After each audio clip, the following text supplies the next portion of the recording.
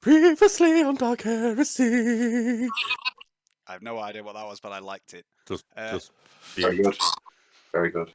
As Inquisitor Mesron explained how she intended to return to Scintilla and get some answers as to who was really manipulating her and why, Gladstock repeatedly expressed his concern at this idea, literally begging her not to go. But the Inquisitor was adamant. She reiterated that Gladstock would remain in command, Von Morton, Mortalis and Canny were to work with their respective secondments, but should return to the mansion if any inquisitorial business came up, prioritising, of course, the search for Felroth Gelt and the source of the black metal spheres.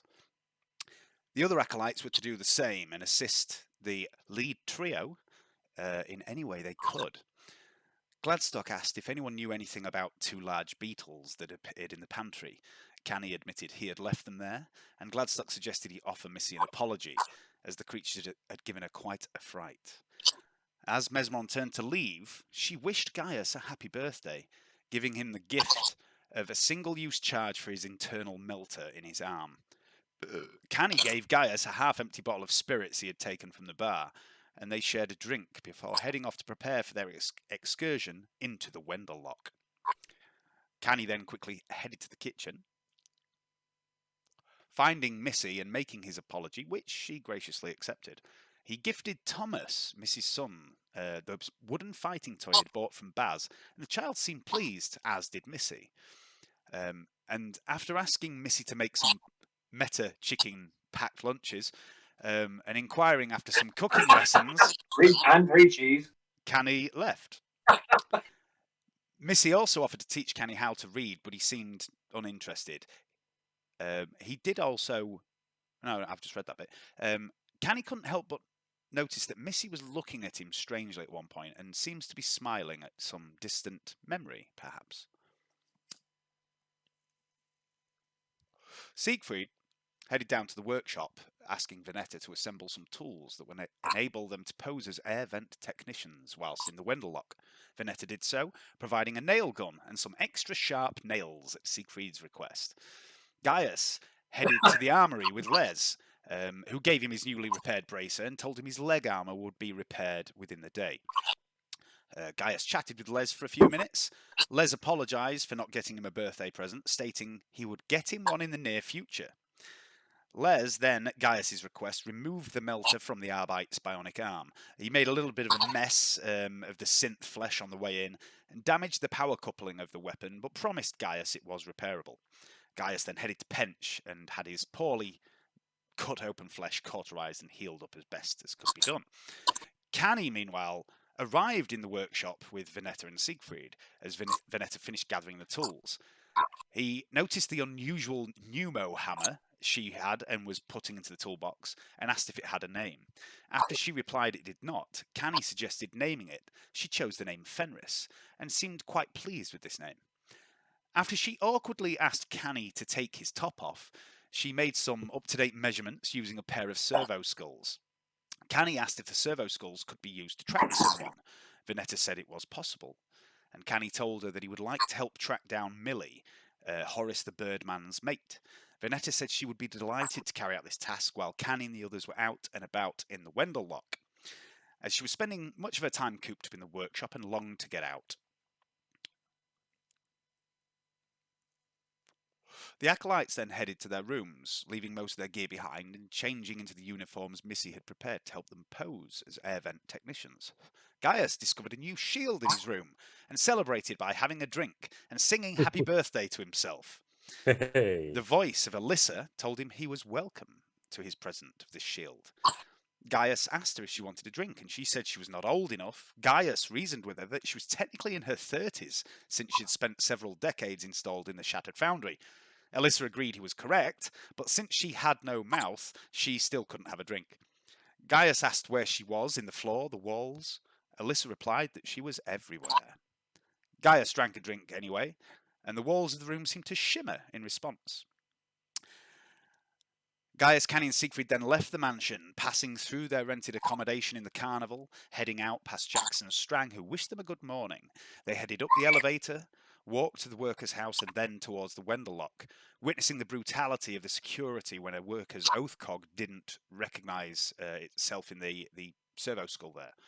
Gaius and Siegfried entered the gate without incident, but Canny's oath cog appeared to be damaged. And after checking it multiple times, the officer spoke into his comm before eventually allowing Canny to enter.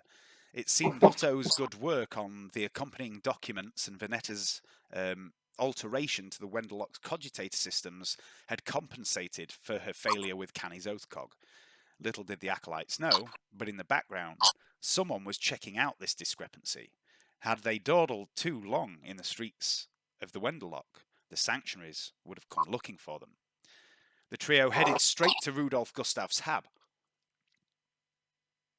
Spotting a couple of sanctuaries on guard nearby, and Siegfried and Canny noticed a couple of small insect-like devices patrolling the area. Entering the hab block, they quickly found the cell they were looking for, and lingered for a moment, after hearing one of the drones hovering on the opposite side of the door to the block.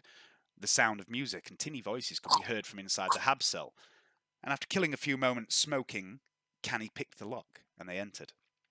Inside, Siegfried discovered a small boy watching sanctified cartoons praising the God Emperor, but the child didn't seem to notice him.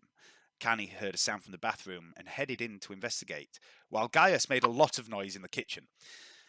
Canny perched on the edge of the bath, quickly finding Gustav soaking there, obviously high on Obscura. Gaius knocked over a pan in the kitchen.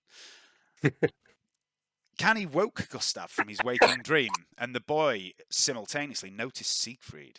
Siegfried told the boy to stay calm, as he began to call for his father. Despite being asked to kill Rudolf Gustav, Canny decided to let the man live after he begged them not to hurt his boy, and told Canny that Sanchez had killed his beloved Sasha, and freely gave up the evidence he had on Sanchez, which was stashed in the toilet. After discussion, his head down out of shame. After discussion with the group, Canny let the man go, telling him to flee the hive and head into the wastes. He had a better chance of survival out there than he did in this bathroom, he told him. Gaius seemed not to agree with this course of action, although surprisingly Siegfried seemed more than happy to let the man and his son go. Eventually, the evidence secure, and Gustav in fear for his life, the trio left the hab block, retracing their steps and heading home. They watched the vid file on the data slate they had secured, witnessing an exchange between Gustav and Sanchez, where the hab worker accused the crime lord of killing his wife and many others in the destruction of another air processing plant. It seemed that Sasha Gustav had taken a high-paid, high-risk job to clean up the fallout from some sort of chemical leak, and then died when the plant she was working in detonated. In a roundabout way, on this video, Sanchez admitted to being responsible, stating that the plant should have been empty after the leak, but the greed of the owners had sent the cleanup crews in earlier than usual. He offered Gustav financial compensation to ensure his son, Rupert, could still get the education Sasha and Rudolf had desired and escape his parents' life of drudgery. But this seemed to only anger Gustav further. Before we go any further, there's a couple of small admin matters. Canny, Oh. I would like you to make a perception test at -30. You're not -30. Is it sight based or Yes. can I use like awareness sight on this? Yes. Okay, so call it -20. That takes me up from needing a 4 to a 14. So Cool. Why is that not working? 20. There we go. Aha! Miles off. Okay. Canny, I would also like you to make a weapon skill test at -30. This should have been done last game, but I forgot about it. Weapon skill -30. Nope. Gaius, when you get back to the mansion, the leg armor will probably be repaired by now. As will Canny's mesh. Meh. He's what? Meh. Canny's mesh armor. All right. I prefer this meh. I thought you just said Caddy's meh. You cut out there for Oh, a right, second. okay. Caddy's Meh. meh, and I was like, meh? Canny's meh. Kenny's meth. Okay, let me just have a drink. Yeah. I'll finish this. And we will proceed. The elevator The elevator continues to descend into the bowels of the hive as the vid recording comes to an end. Gustav, it seems, was consumed with grief, desperate to make a better life for his son, and had entered Ludmilla's den armed, trying to kill the crime lord, revenge for his wife's death. I would like each of you to make a logic test. I don't think any of you do, so it'll be half your intelligence. It wouldn't normally be half, but I'm allowing this. Logical, Captain. Oh, 1 second. I'm well away from this. Gaius Mortalis. Massive fail from Johnny. Can't change Yep. logic. Oh. Bless me. Steady. for I have sneezed. Oh, okay. The elevator clanks and squeals to a stop. Deep within Hive Decileum, down the darkened tunnel ahead, the oddly lilting music of the Carnival beckons you home. It's around 7:30 in the evening. The evening's festivities are just beginning in the Carnival of Catastrophe. 9 hours earlier. Otto, Yes. you head to your office.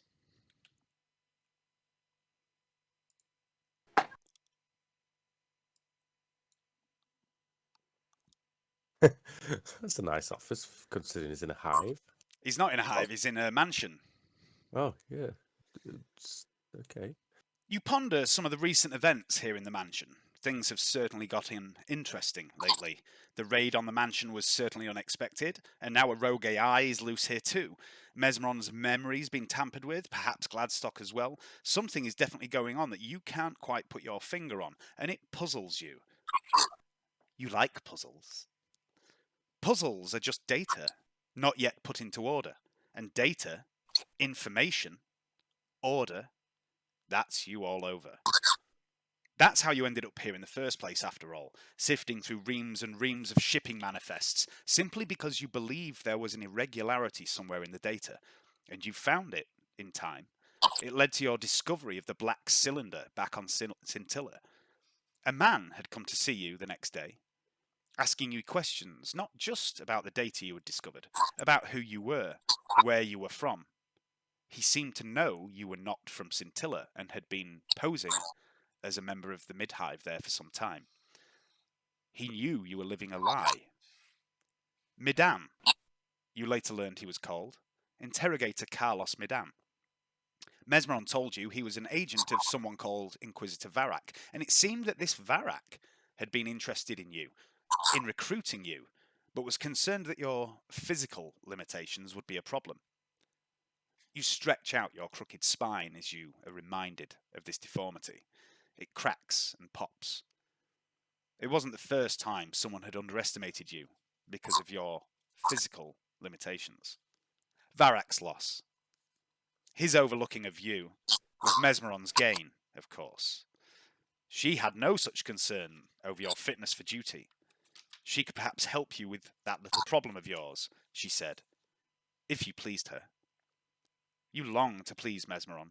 You long for her to use her powers to fix your back, as she promised. You sit and consider what has been going on, pondering the facts, trying to bring some order to it all. It's all just data, information. It's just a puzzle, and you are so very good at puzzles, Otto Krasmark. Mesmeron claimed her memory had been altered when she performed the exorcism on Seraph 3 years ago, her will broken, and then had hidden away in the mansion until, a few months back, Inquisitor Soldovan had visited. This, Mesmeron claimed, had been the catalyst for what she calls her reawakening, her urge to hunt Felroth Gelt returning. She became fixated on the black cylinder found by Varak's team, a device capable of some sort of mind control, a preferred tactic of Gelt. She had begun making reckless decisions to acquire this for herself. Gladstock had been returned to her service during this time after an absence of how long? You have no idea. And both the Inquisitor and the strange hybrid believed that it was she that had arranged for Gladstock's release from captivity. But later, after the encounter with Speyer, and after she fell into the coma, she realised that Soldavan had brought back Gladstock to her. She had not released him from Bastion Serpentis. Speyer, you think, the demon host which once inhabited Seraf's body, appearing on Desilium at just the right moment, emerging from the exact shuttle that you had identified as the one bringing the orbs, bringing the 6th orb to Desilium. The world that Soldavan had repeatedly mentioned when he met with Mesmeron a few hours before she was accused of radicalism and fled Scintilla. The orbs, you learnt from tracking the shuttle, had arrived on a vessel known as the Oath Unspoken, a rogue trader's ship belonging to the Anzafor dynasty. Your brief delve into this vessel told you it was a Dauntless-class light cruiser, an unusual vessel to be used as a cargo ship, and it seemed that the Anzafor dynasty was performing some sort of penance by performing these cargo runs. The exact details of this penance were obscured, but it's all there somewhere, in the data, in the information, somewhere. And then, of course, the last orb was rescheduled, arriving hours earlier than expected. And the shuttle, the same shuttle that was supposed to bring the orb, had been redirected to another ship in orbit, Varak's ship, the Peerless Fortitude, transmitting fake ID codes, trying to appear as a ship known as the Lanxium Delictum, which had helped Gelt escape Mesmeron a decade ago. The data, Otto. The pieces of the puzzle. And then there's the heretic, Somnus Halbrel, dead now, but it appeared he was involved with these orbs somehow, using them to discredit, drive insane, and kill a group of 6 nobles who, unusually for Hive Desilium, were described as philanthropists. They had outbid the heretic on the auction of a mountain. A mountain, Vernetta had learned, that Somnus most desperately wished to own. Data, Otto. Information. It's a puzzle. And if you can be the one to solve it, Mesmeron promised you great reward. You stretch out your spine once more. The cogitator terminal sits before you on the desk, plugged into the significant data stacks and files of both Mesmeron's own systems and that of Hive Desilium, and augmented now by the long-dead last daughter of Lord Eldon. It's a puzzle, Otto. Would you like to try and solve some of it? Yes. Of course I would. You have a little time today. Yes, right away. You can research anything you want out of the things I've just mentioned, or anything else you want, of course. It's up to you. You don't have to research anything related to what I've just recounted. It's your call. All the information that I've given you in more detail is available in Roll20 in the various files you've got. But there are a number of loose and dead ends. And it's possible that if Otto gathers enough intelligence, he might be able to make some connections that others would not, and figure out some, if not all, of what is going on. You have a little bit of time, Otto. How would you like to spend it?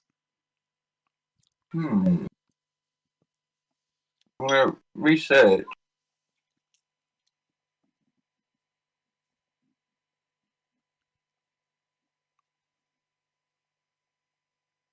Can I just do some general research and see, go through the stacks, see if I can find anything that sort of links up?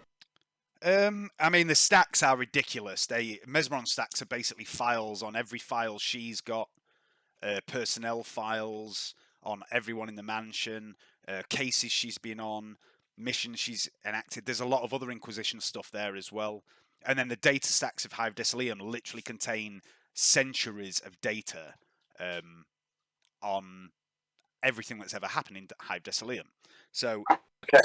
If you, I'd like to research possible connections between events that have been happening and this Felroth Gelt guy, where he's mentioned in it, and just see if any sort of pattern emerges. Okay. So give me a what would it be? Where's Otto's sheet? You should have Otto's sheet available to you. Yeah. So let's do a mountain of research.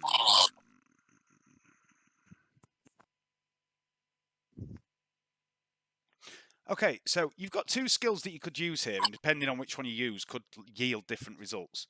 You've got Common Law Administratum, which would basically be trawling Hive Decilium's records for mention of Gelt and things like that. Yeah. Or you could also perhaps use Scholastic Law Legend to dive into Mesmeron's data stacks and see if you can learn anything more about Felroth Gelt. I'll go see. I'll see if I can learn anything more about Gelt first, and then I'll basically use. Then I want to combine that with using Common Law Administratum to find out records, cross-reference dates between sightings of Gelt and shipping manifests and things like that. Okay. Yeah. So give me a Scholastic Law Legend roll first for Gelt then.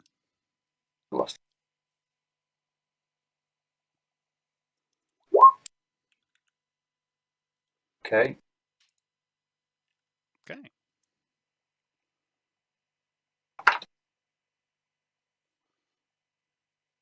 Okay, so Felroth Gelt, there's a lot of files here on Felroth Gelt. A lot of information written from the point of view of Mesmeron and another Inquisitor that also seems to have been obsessed with Gelt. There's a few other files here and there from other Inquisitors and Inquisition agents that have encountered Gelt or his work, but very few mentions of actually encountering him in the flesh, so to speak, apart from the files from Mesmeron and someone else called Inquisitor Arcturus. Right. Arcturus, of course, is a name you've come across before. Yeah. Mesmeron. Wasn't that Mesmeron's mentor? Mesmeron's mentor. It's also the name that she was going by on Decilium. According to Lady Pagny, she was known as Antonia Arcturus. But it seems that this Inquisitor Arcturus was as obsessed as Mesmeron was with catching Felroth Gelt. And sifting through a lot of this data from both Arcturus and Mesmeron's files, it seems that Gelt was once a very well-respected member of the Inquisition. And around... Just a second. Let's get my timeline. Around 40 years ago, his methods began to change. He began to operate without reporting back to the Tricorn very often. And on the rare occasions he did come back, he basically announced that he was sick of asking for help and trying to appeal to the good senses of the other Inquisitors who seemed to ignore the warning he was giving them. And Gelt warned of a terrible ancient wickedness, once driven from the Calexis sector, would soon be returning, especially if I forgot the name of it, the Tyrantine Cabal did not cease its meddling. Right. You've never heard of the Tyrantine Cabal, though, Otto? Johnny maybe has, but Otto hasn't. It seems that over the next few years, he made greater and greater demands for assistance to help him with a project. There's no mention of what the project is, but he was repeatedly denied any assistance. And then he disappeared for a number of years. A few years after this, he was then declared radical. And the reason for this was he was doing some very questionable things. He appeared to be dabbling in warpcraft. He was never known as a psyker, but he was using his agents who were to dabble in warpcraft.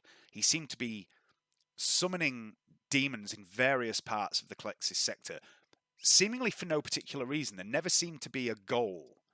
It just seemed to be he was summoning demons and then leaving. Sometimes it was even rumored. I'm just on a hunch. I think he was maybe trying to summon them to get information from them, potentially. It seems that on occasion he summoned demons and then defeated them himself. Yeah.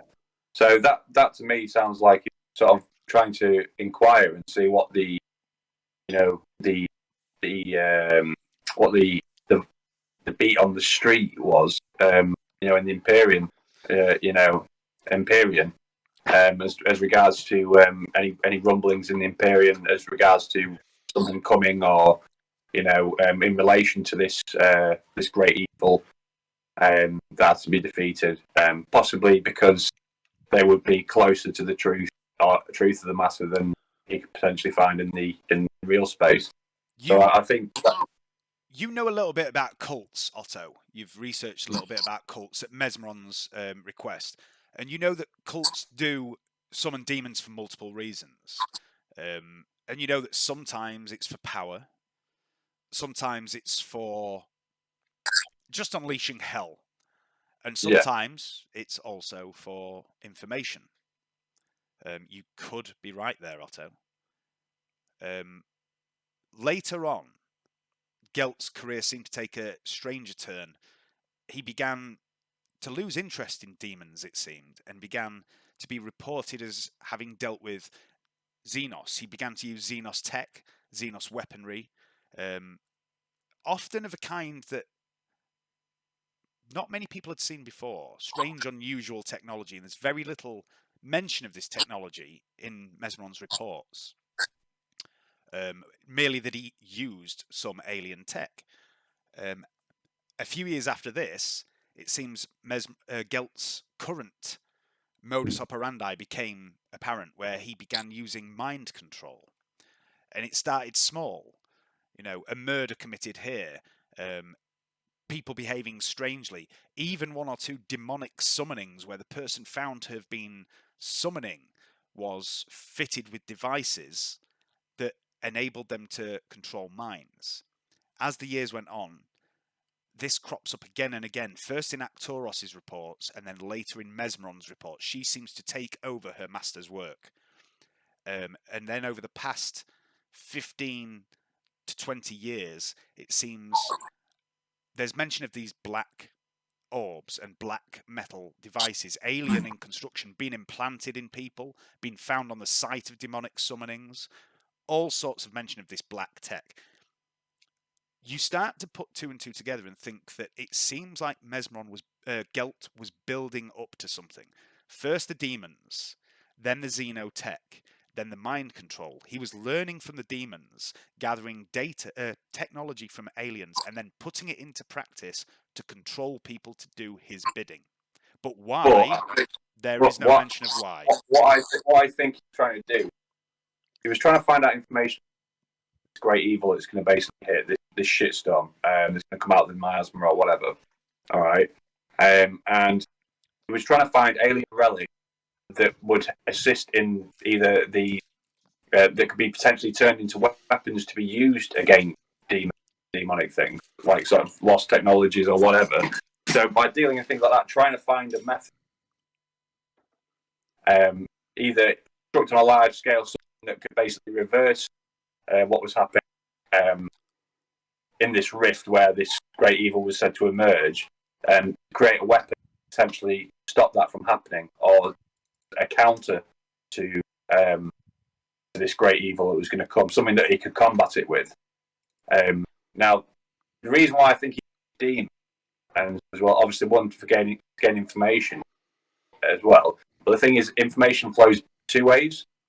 So it was maybe to try and draw out demonic entities that potentially give away what's going on, what's basically the plan, the grand plan behind this whole thing. And it seems to me like he was maybe telling the demons, feeding the demons information that he wanted to feed them, in order to that. But also the mind control could be used as a method to protect potentially people from the influences of the warp, in a sense, because if this great evil was potentially going to, could be something that would basically just turn people insane or whatever, by building a device or series of devices or researching ways of combating the effects this great evil would have on people, potentially by building like a thing to protect them, their mind from this, or to counteract it. I think what he was doing is he was trying to develop ways of hardening mental resolve of people to then combat potential influence of this great evil once it emerges, and then possibly to construct a weapon that could defeat it as well. And they probably thought he was insane for even saying all this, because it's so far-fetched that you wouldn't think that anything like that would possibly, using mind control to prevent, to protect people from an influence of a demonic entity sounds. One, it sounds a little bit like, well, the very essence of mind control is that, well, for a start, it's when you mention demons and mind control in the same sentence, people instantly think you want to mind control people so that you summon demonic powers, and influence people to think that these things are normal. But what he could be using for is researching a method of doing that, like I say, to protect people from the influence of demons, potentially. So, because of these black orbs, well, I think these are something to do with, like, if you control, like, for example, theoretically, if you could control somebody's mind, right, you could extract any information you wanted to know about that to your benefit, so you could get them to tell you anything, okay? But at the same time, maybe wanting to develop a weapon that used as a form of mind control against demons, and therefore that they could then turn them on themselves. So I don't know. It just seems a little bit sort of, it seems very far-fetched. You think Gelt is misunderstood? He's just a nice guy. Misunderstood. I don't think he's a nice guy, because obviously he's a radical inquisitor. That basically gone beyond his remit. But I don't think his intentions were completely. What's the word? I don't think his intentions were malicious as such. The road to hell is paved with good intentions. Basically, yeah. This theory that Otto begins to come up with, the more Otto thinks about it, the more it starts to make a little sense. But there's something not quite right. Something doesn't sit right with Otto. But a phrase goes round and round in your head, one that you've read in history books. Otto's very well read. One that even Inquisitor Mesmeron has said herself. Sometimes, to catch or fight a monster, one must become a monster themselves. You believe you might be onto something here, but maybe there's still more pieces to this puzzle. Maybe something went wrong when he was summoning, a demon. Maybe he was possessed by a demon, or has wanted to develop something. You know how Glad's got this sort of entity inside him, but he sort of has some sort of control over it. Sometimes he has some sort of control over it. And the black orb have some sort of it might be a way of binding it to yourself and controlling it in the sense that it can't completely take you over, so you still have your own thoughts and rational thoughts and act as you would normally, but with the knowledge and potential power of the demon against it. So I don't know, I've seen that either something went wrong, the demon, this demon that he's maybe tried to summon, or something's backfired with that, or these black orbs are basically trying to develop almost like a psychic, a psychic defense, but also a way of binding a demon to a piece of technology in order to then harness its power to defeat or a demonic entity. So if you could do that and then construct it on a large scale, I'm just thinking like a Death Star sort of planet-killing weapon, but that can be fired into a rift space to basically reverse it. That's what I'm thinking. This is what, But the idea. Make an intelligence test.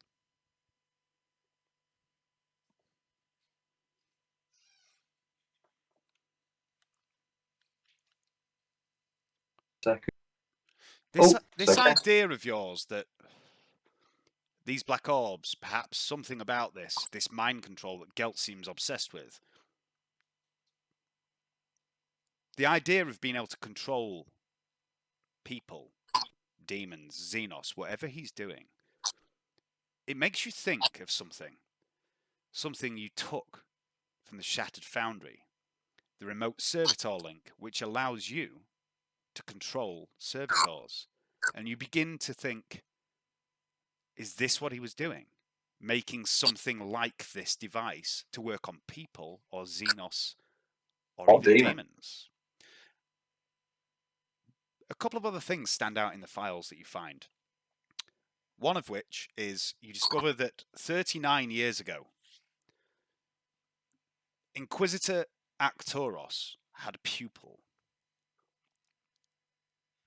Someone who had recently been raised to the rank of Inquisitor, who accompanied on many missions after she first joined the Ordo Malleus. All right, cat, chill out. Did you hear that? No. My cat's just howling in the background for some reason. And this pupil was basically an up-and-coming interrogator recently promoted to Inquisitor, attached to Inquisitor Arcturus for a little bit more field training as an Inquisitor. Mesmeron. Inquisitor Mesmeron. And you find a few things as you flick through these files. Interestingly, there were rumours that their relationship was more than professional. And also, 39 years ago, sorry, that was it. 43 years ago, they started working together. 39 years ago, Inquisitor Arcturus was killed by Felroth Gelt. And it's after this point that Mesmeron becomes obsessed with hunting him down. And you start to think, is Mesmeron's hunt for Gelt professional, or is it personally about revenge for her master?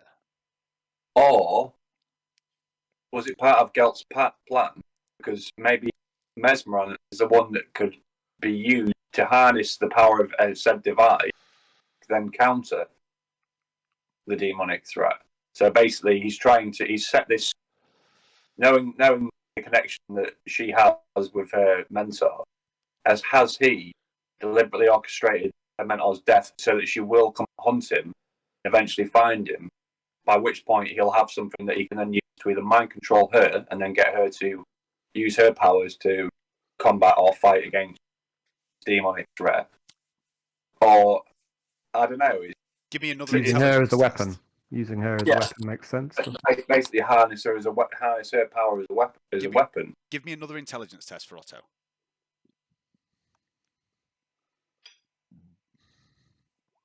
I'll fate point that. Okay. So, what important? No. And then I'm like, that's a ridiculous idea. What am I thinking? Okay. And then for the rest of your time, I'd like you to make your common law administratum roll. And then we're going to move on to someone else. Cross-referencing files. Oh, for God's sake, there's flapping loads. Be here forever. You spend quite a while searching through the data stacks of Hive Decilium for mention of Felroth Gelt, or anything that's been mentioned in what you've just discovered. You find no official record of Felroth Gelt, Inquisitor Arcturus, Inquisitor Mesmeron, or anything else that you've seen in these files.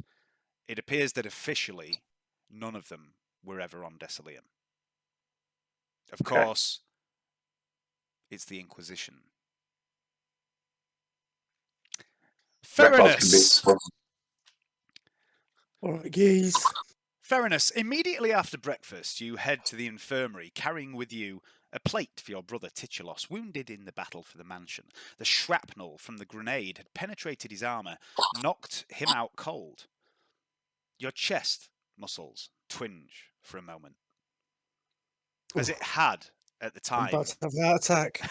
As it had at the time of Titulos' injury. And you think back to your pursuit of Zax Holthane through the Underhive, where after defeating the smuggler, you had trekked back through the Underhive and felt a sudden, sharp stab in your leg and a wash of heat.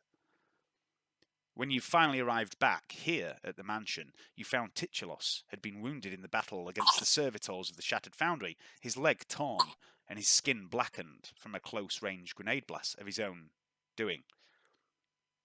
It's not the first time you have felt sympathetic pain with your twin. And he too has reported feeling the wounds that you took on Protassia back when you first met Mesmeron. And before that too, growing up on the world of Bront, your time in the PDF. I love it when we both go wanking. When you were first deployed to Protassia to quash a rebel uprising, you had no idea that you were in fact facing a mass demonic possession perpetuated by the infamous Felroth Gelt, utilizing the so-called foul mind Gestalt demonic consciousness. Most of your regiment was decimated in the first few days until the Inquisitor arrived with her allies. Towering beings clad in silver grey armour, wielding terrible powers of the mind. Grey Knights, you learnt they were called. Mesmeron had commandeered what was left of your unit, and alongside her you fought your way to the root of the vile evil on that world. When the foul mind was finally defeated, only Mesmeron, a handful of the Grey Knights, and you and your brother remained. She liked your spirit, she said. You were survivors. She liked your determination. And there was something about the two of you that intrigued her. But that was over 3 years ago. Then she set off in pursuit of Seraph, locked herself away in the mansion, and you and your brother lived there too, and it was boring.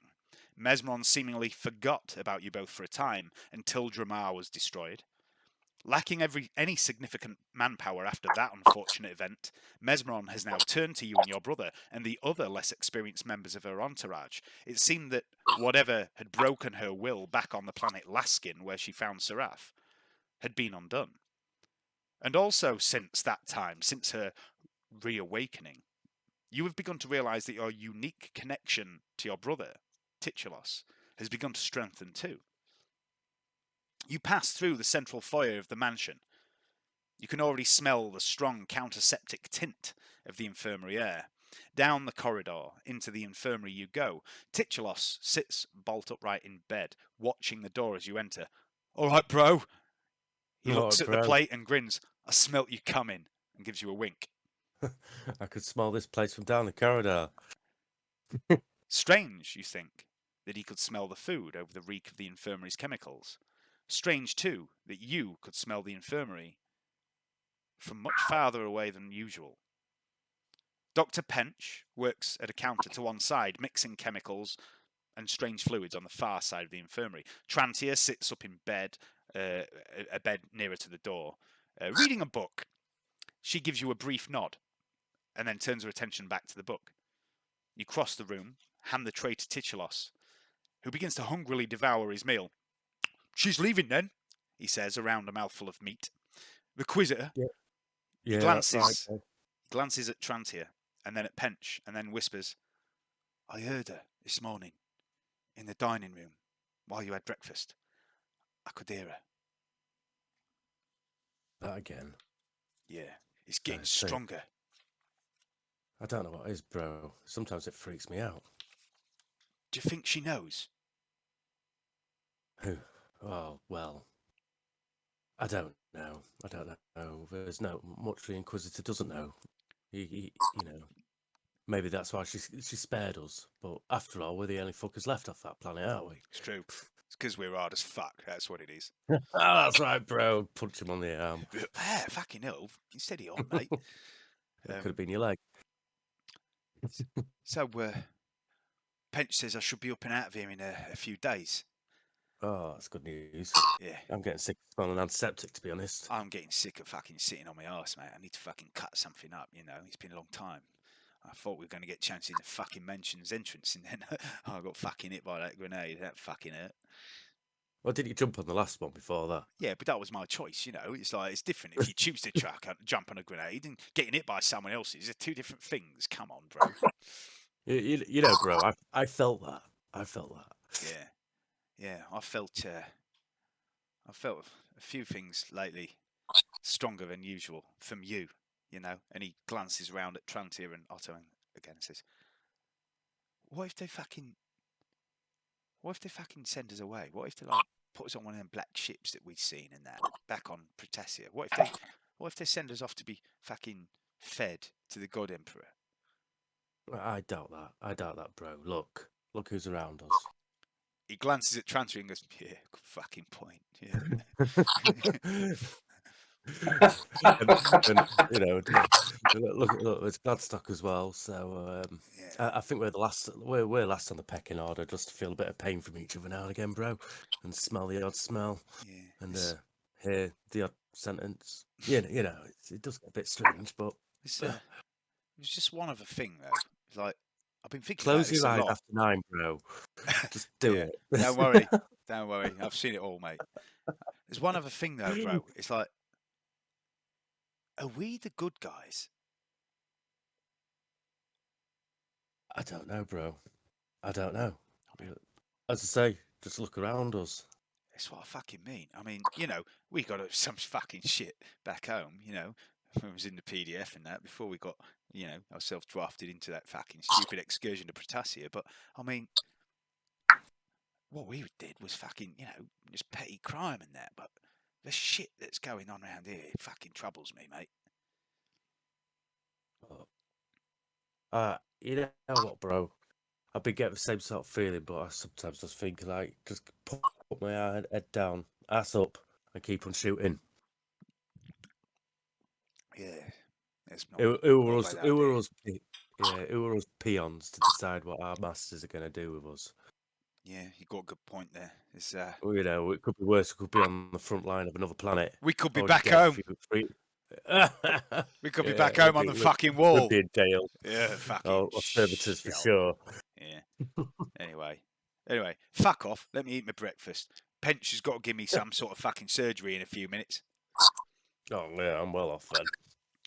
Okay. See you later, Trent. See you later, bro. Trancy says, goodbye, Mr. Syrian. You've got a bit of time, Ferrunus. What would you like to do? Any training you want to do, or anything like that? Let me just get Ferrunus's character sheet up quickly. I'll just then I can get a quick feel for him. I haven't looked at it for a long time. Yeah, he's basically is the way. I mean, he's going to be yours to do with now, but I've got him some basic skills. I've been taking him down like a heavy weapons and specialist weapons route, but you can do with him what you want from now on. Super driver, that's good. Awareness, and driving, and he can use like heavy stubbers, grenade launchers, shit like that. Yeah, that's still good. I like that path for him. Yeah. Okay. What's he got? Oh dear, I don't know what to go do with him. He can't read. He can't read. He can't read, so I can't go find anything out. Otto's busy. What do I want to do with Ferrunus?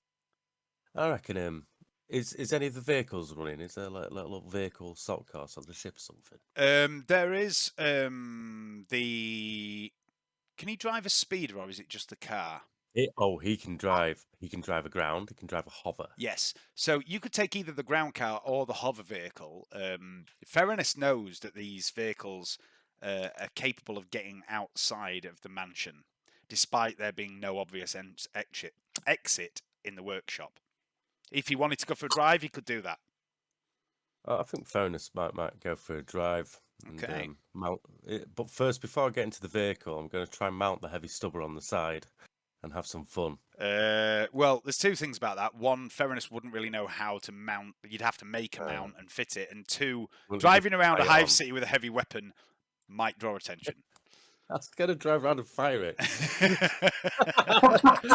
You're not in Vietnam now, man.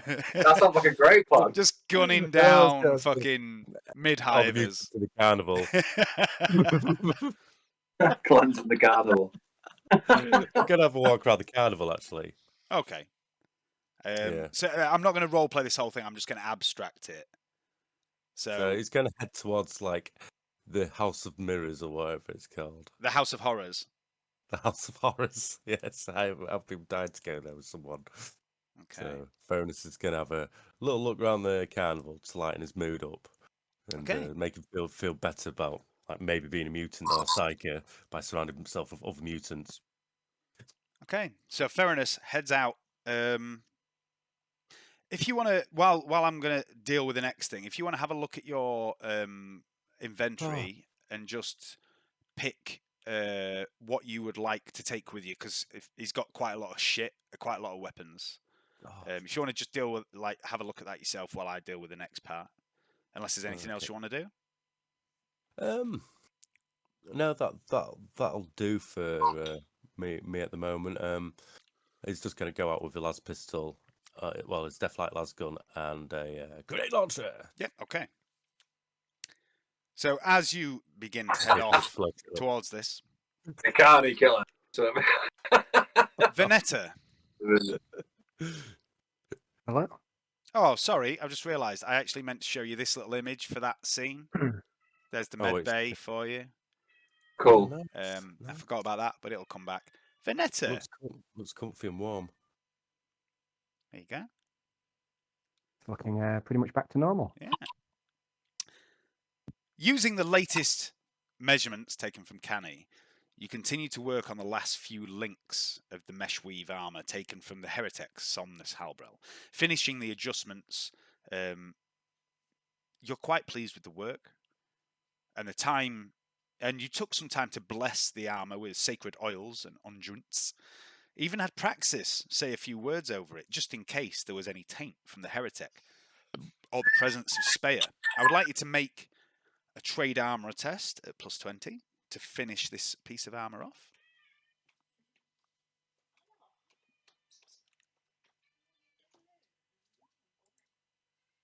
Nice. Looking good. Very good. Your work complete. You smile to yourself, picturing in your head Canny charging into battle dressed in this new armour. You turn to the workbench. A pile of half-finished drawings lie before you. The design of the pistol you've been working on. The sketch of a new meat hook for Canny. Meat hook, yes. A gift for Canny. Behind the drawings, the long, supple, snake-like casing of the mechadendrite you'd been working on before you left Scintilla, half-finished and abandoned, somewhat redundant for now since you claimed the ones torn from the Heretic. Perhaps one day you will find a use for it. It would be a shame to waste all that effort you put into it. And your gaze switches to those two new mechadendrites that hang from the wall of your workshop. One, repaired, good as new. A medical device that you modified to simply plug into your cybermantle rather than be permanently attached, like most of your kind would prefer. The second mechadendrite, still damaged from where Canny had hacked into the Heretic in his moment of rage. The thought of Canny, seeing him at his most animalistic, bellowing in triumph. Skulls for the Emperor, he had said, as he cleaved the spine from the Heretic. It sends a shiver down your own spine. Is it fear? Or whatever it is, it's not an entirely unpleasant sensation. He gave you the spine as a gift, an odd gift, some would think, but coming from Canny, it seemed quite fitting. And he's obviously aware of your augmented form. In hindsight, this was a nice gesture from Canny, almost sweet in a strange, dismembery kind of way. It's even got a stalk.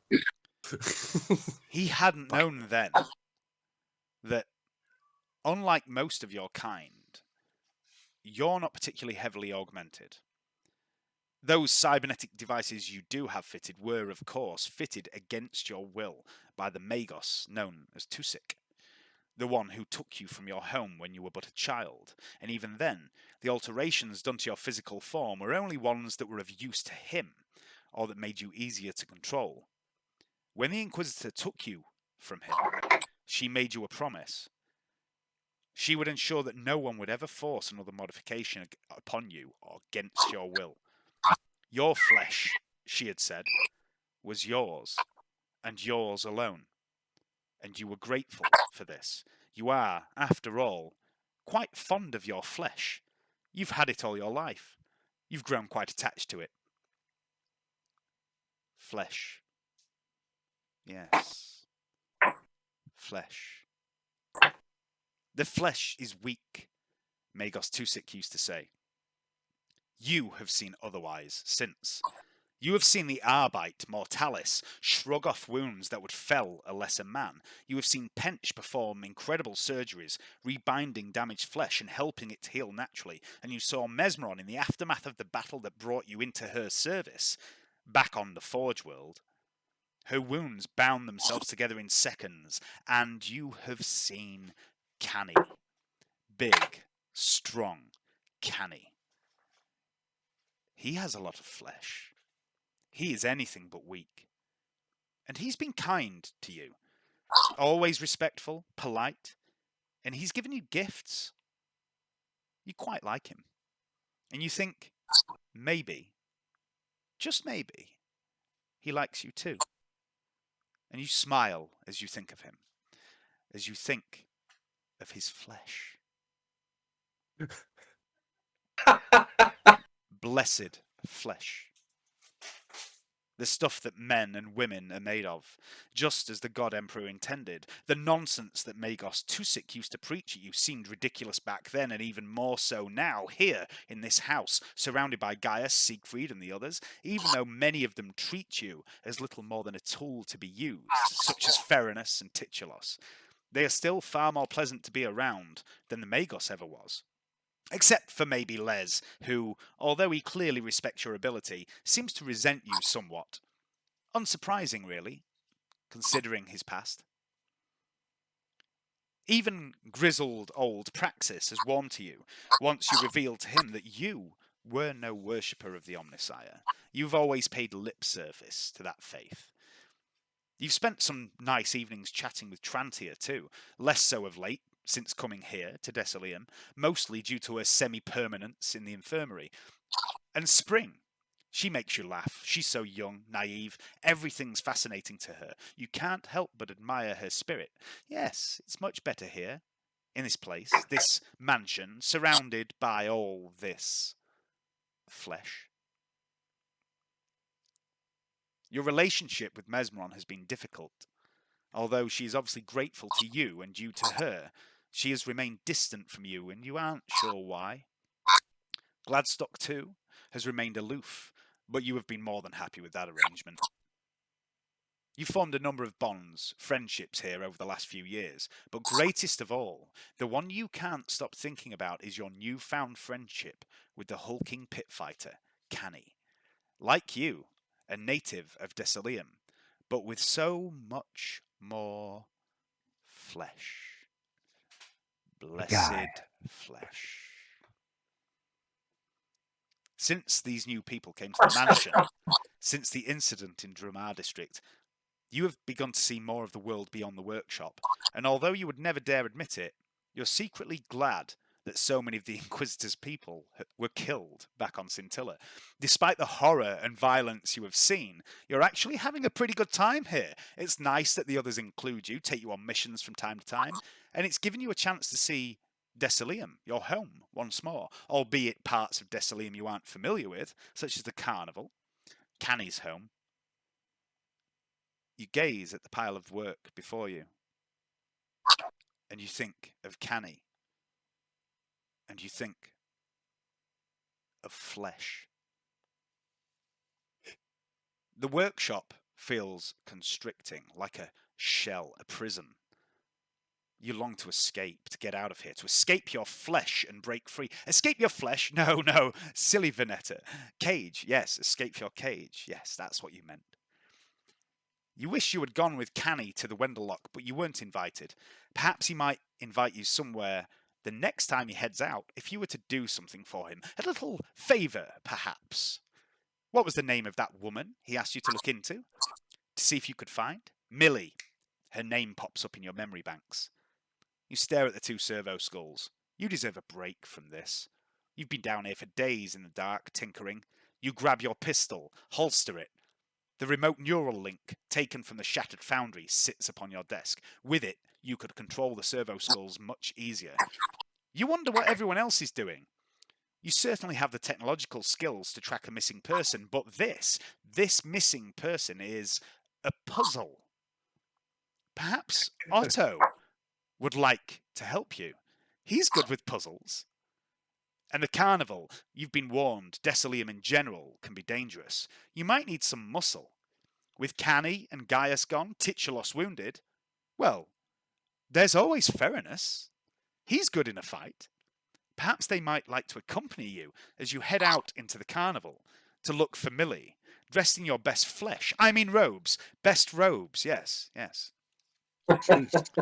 She in season. The robes. The crimson robes of the Mechanicus.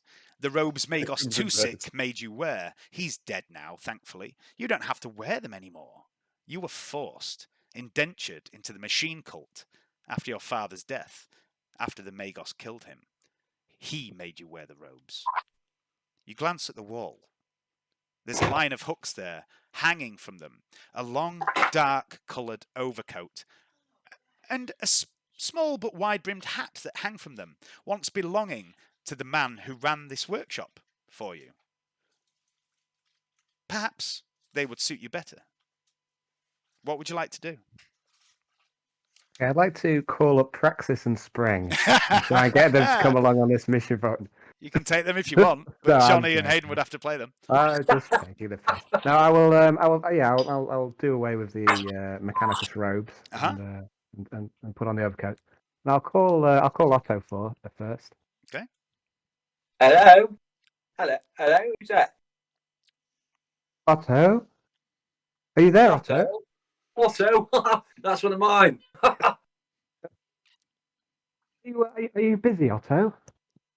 Do with a beret, to be honest. You see, Canny's giving me a mission. I would ever so much like your help. Oh, well, I could do with a bit of recycled air. I'll come with you. Fantastic. Yes, I'll come and get you. Okay. No, let me somewhere. You don't have to do all the walking. I'm perfectly able. I'm physically able to do these things. It's not like I've got some sort of horrible deformity that's holding me back.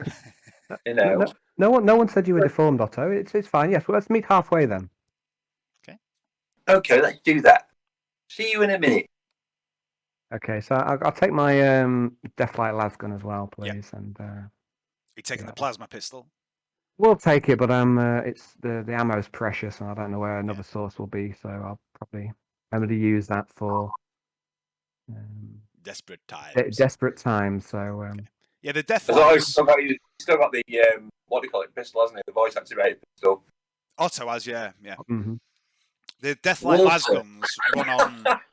Lasguns run on standard power packs, so yeah, ammo is much easier to get for them. Yeah. What I'll do is I'll move the red dot sight across from the plasma pistol onto the Lasgun plate. Okay. Yeah, you'd be able to do that, no problem. Okay. Right, so I'll meet up with Otto, and then we'll give a call to Ferrunus next. Okay. Hello, Ferrunus. Come in, Ferrunus. Ferrunus, you pause at the door to the mansion as Vernetta. I can't believe you went out to the Carnival. That was amazing. You pause just as you're about to step through the door, and Vernetta calls you. You fancy going out to the Carnival? Oh, what a bloody coincidence! I was just about to go. Do you want a partner? That is a coincidence. Well, yes. I wouldn't mind an escort. I mean, I have been warned. Canny warned me it was quite dangerous out there, and if Canny thinks it's dangerous, I was hoping to take the land speeder and speed around the outside of it myself.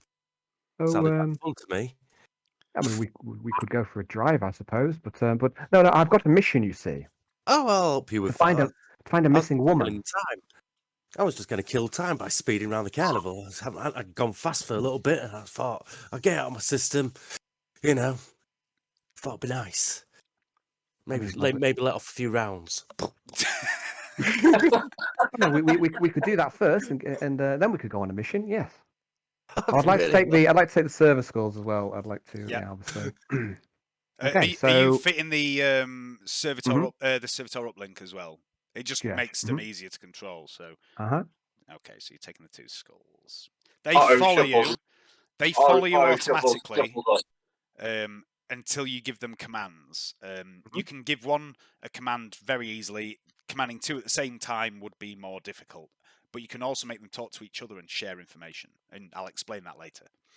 Why does cabbage making Trump so much? And other philosophical questions from Ferrunus. This is the book he's writing in his spare time. Problems in life. Okay, Why so does cabbage make Trump so much? Okay, so we'll meet up near at the front gate. okay. Front door, sorry.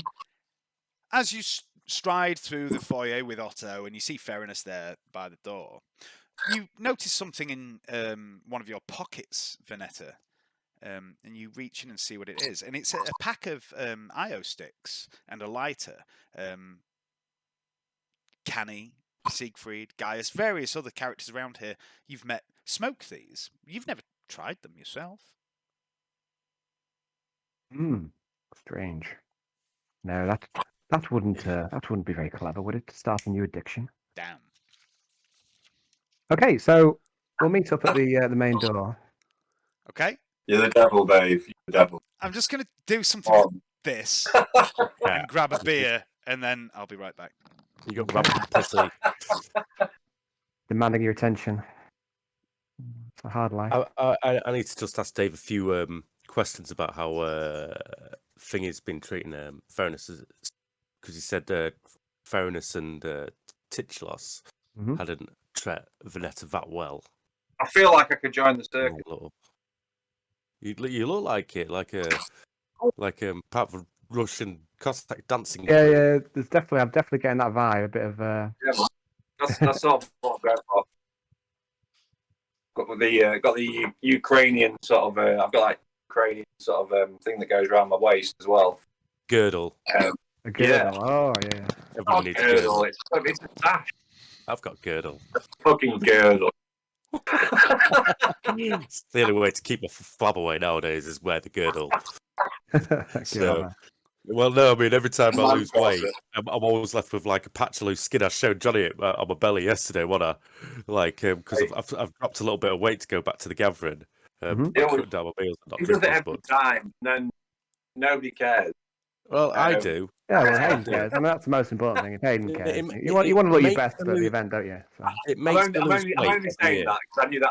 I only said that because I knew you reacted funnily to it. Yeah, you know. That's the only reason I said it. I know you do. That's why I said it. I have to be in primo. I want to go. I've still got a few more sit-ups to do. A long road ahead of me. I've got a few more pies to eat before I can get into physical shape for the event. Pies are the best. Well, you're not. I see. It's to get the swing right on your hook shot. That's exactly what it is. It's add momentum to every swing, so it's like sort of, the belly moves in slow motion. Counterweight. Yeah, I see. Basically, yeah. Basically ballast. Yeah. That's why you spin so well. That's why I spin so well. There you go. Belly force. Exactly. So the next time you spin, fall on your bum, you'll be like, I should. Well, and at that point, I'll trade like.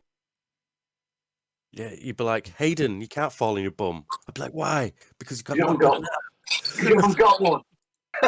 That's why you need ballast. Maybe I need to do some squats to improve my little skinny legs. More pies. Anyway, I've got a bit to work on. I've got to work on my physical form. We've got some Heresy to perform. One quick question, Dave. When you said about the way Titulos and Ferrunus have been with Vernetta, you said it wasn't that good. Well, it's not that they're mean to her or anything like that. It's just their experience of tech priests was more of a servant role. You know, the guard have a habit of calling them things like cog. And it's not necessarily meant as an insult. It's just like a slang term that they have. I would say something to them both when they turn up. You see, that's all. Ferrunus is a bit of a twat because he's a guardsman, isn't he? It's up to you how you treat Vernetta, but traditionally guardsmen treat the tech priests, for one, that they don't worship the God Emperor in the same way. They worship the aspect of the God Emperor as the Omnisire, and also they see them more as people that are there to service their vehicles and weapons and things like that.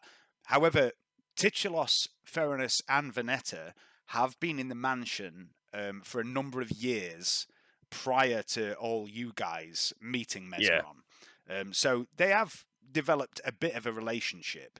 So it's maybe not as hostile. Well, not hostile. Maybe not as cold I was just going to as it would normally. lightly joke with them Yeah. both when they came towards. So that's all. I just can wanted do- to know that I'm right. You can do with it what you want, but that's what Vernetta thinks, that, you're guardsman sort of thing. Yeah. But that can obviously change in time the more you play these three characters.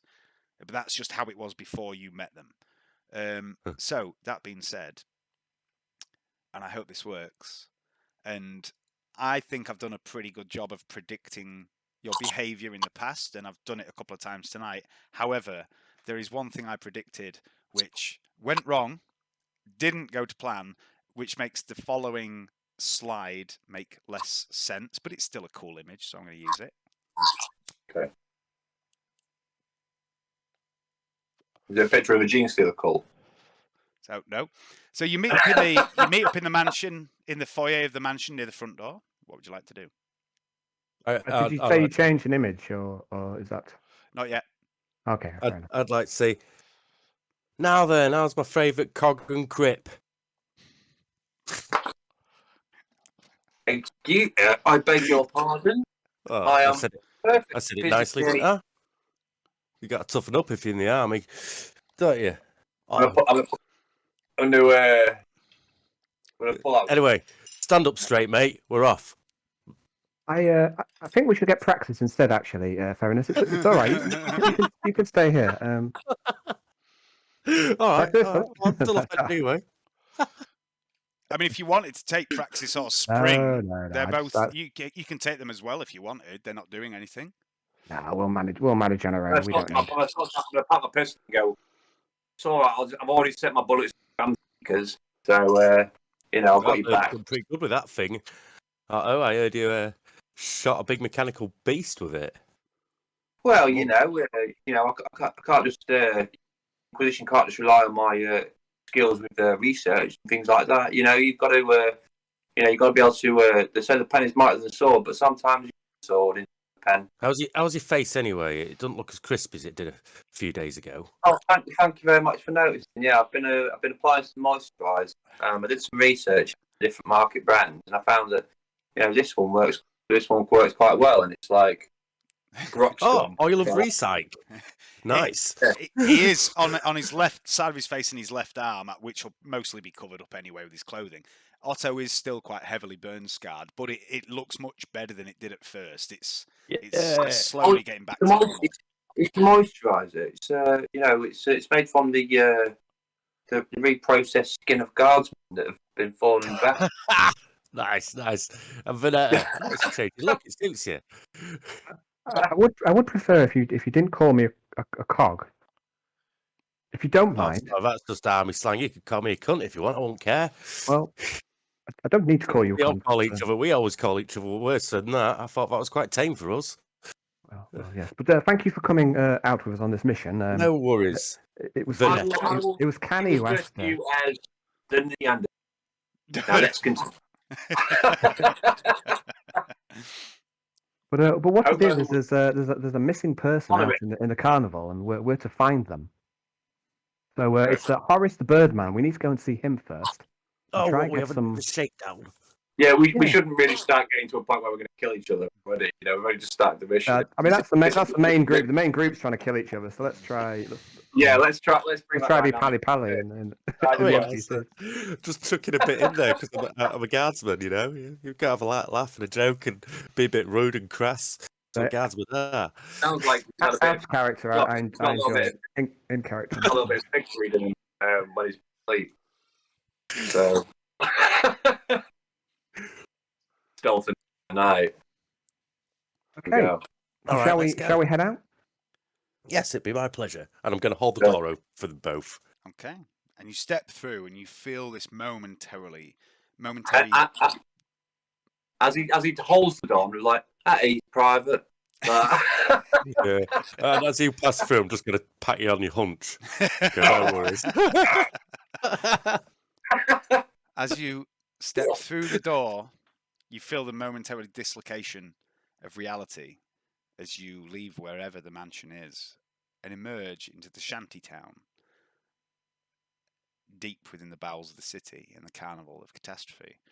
And I would like to What's that smell? I would like to present to you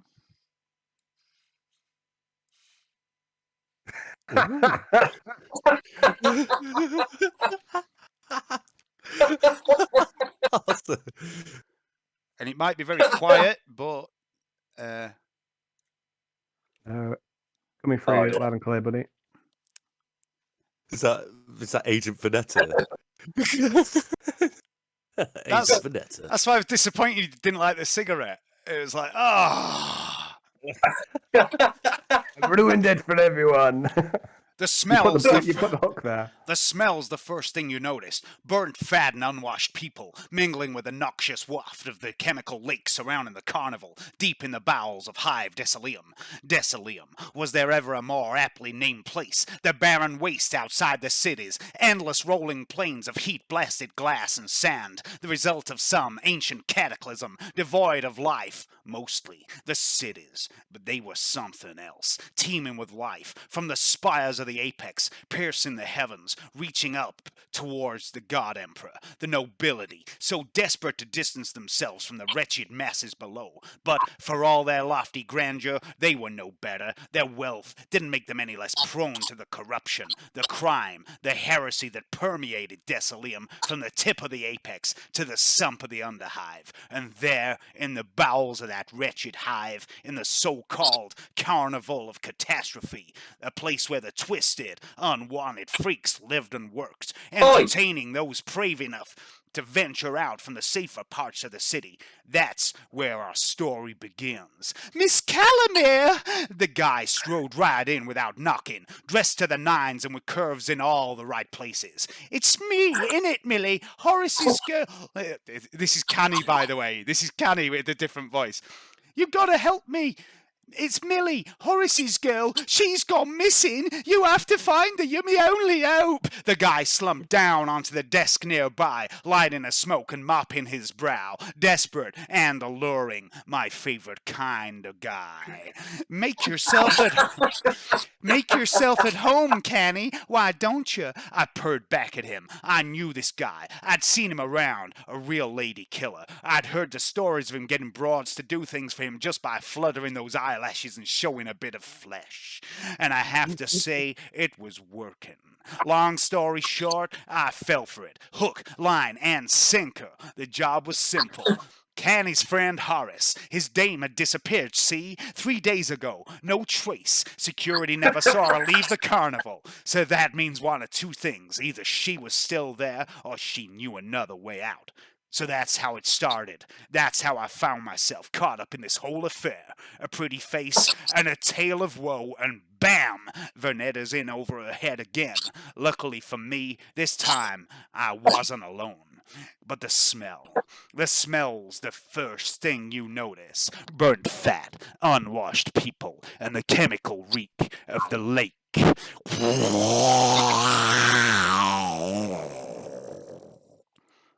What just happened? What's that cat? You find yourself pausing just beyond the doorway to the mansion. Ferrunus and Otto looking at you with concern. From their perspective, you just seem to freeze for a few moments, but to you, you relived the moment when Canny came to you and asked you to find his friend's lover. But it was different to how you remembered. The colour was gone from the workshop. Everything was monochrome, shades of grey. And the music, where the fuck had the music come from? Canny seemed different, weak, vulnerable and manipulating, like he was trying to seduce you into doing his bidding. You shake your head, and you clear your thoughts. You have a job to do. I have to warn you, I can't do American accent. You don't have to. Very good, Dave. I'd say that was splendid. I have to say. Told you it's going to be a bit different tonight. Okay, let me just give you a map. Where's the map with all the Tyranids on? Oh no, that's later. There you go. The mutant shanty town. Oh, I haven't put you on the map. That was schoolboy error. No. Who do I need? Ferrunus, Otto. Vernetta, and Otto. The dynamic trio. That don't work. I mean, it's entirely up to you, but I have visions of doing like you three as like a detective agency sort of thing, solving random cases. I don't know why. Well, And it just we need a dog like Scooby Doo, and then we use the speeder as the mystery machine. yeah. That could be, so that's a good idea. Let's paint it up. Get Vernetta to put some paint on it. Okay, so the moment you step out of the shanty house, you see a figure a dozen or so meters away. It sits on the edge of the deep crevice, staring out into the darkness, which is actually just off the top of the map. Its huge wings are hanging limply, slumped down its back, and you see this figure sigh heavily. And it's obvious from the wings that this is Horace the Birdman, the mate of the woman you seek. Vernetta, make a willpower test. Now.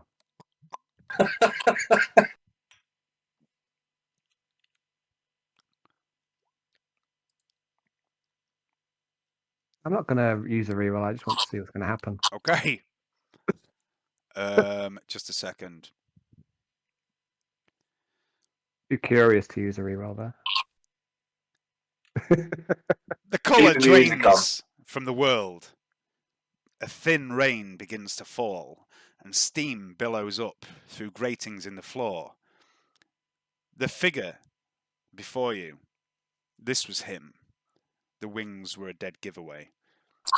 I could see why they called him Horace the Birdman.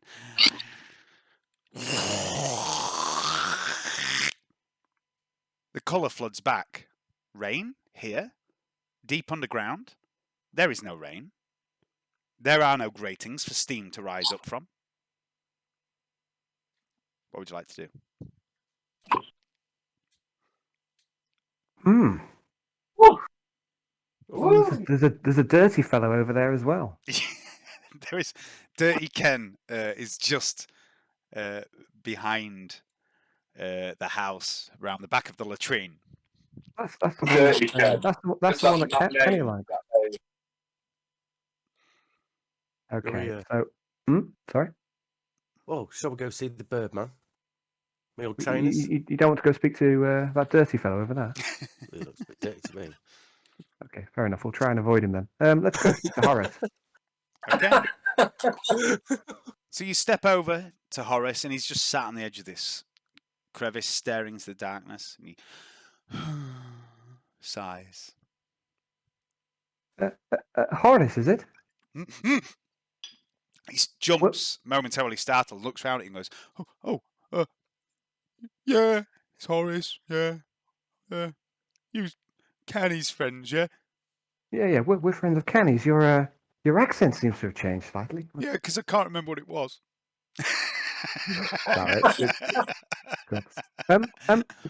We're here on Kenny's request to investigate your missing mate.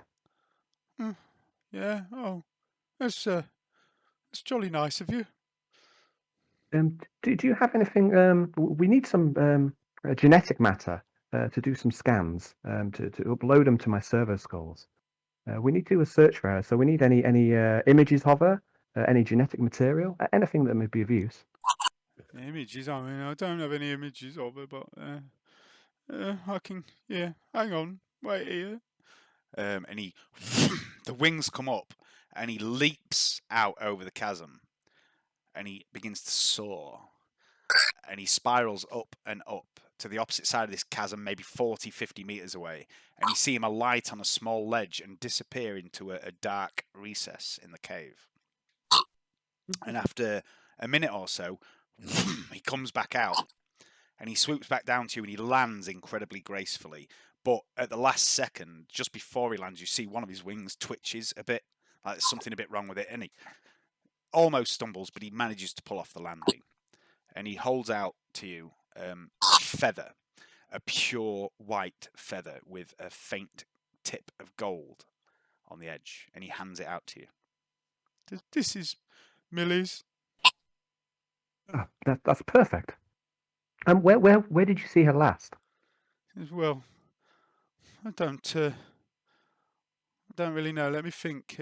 She left that morning. I would like you to make a fellowship test of some kind. If I don't think Vernetta has charm or anything like that, but She's got nothing in that area. just a straight fellowship test. If you don't have that,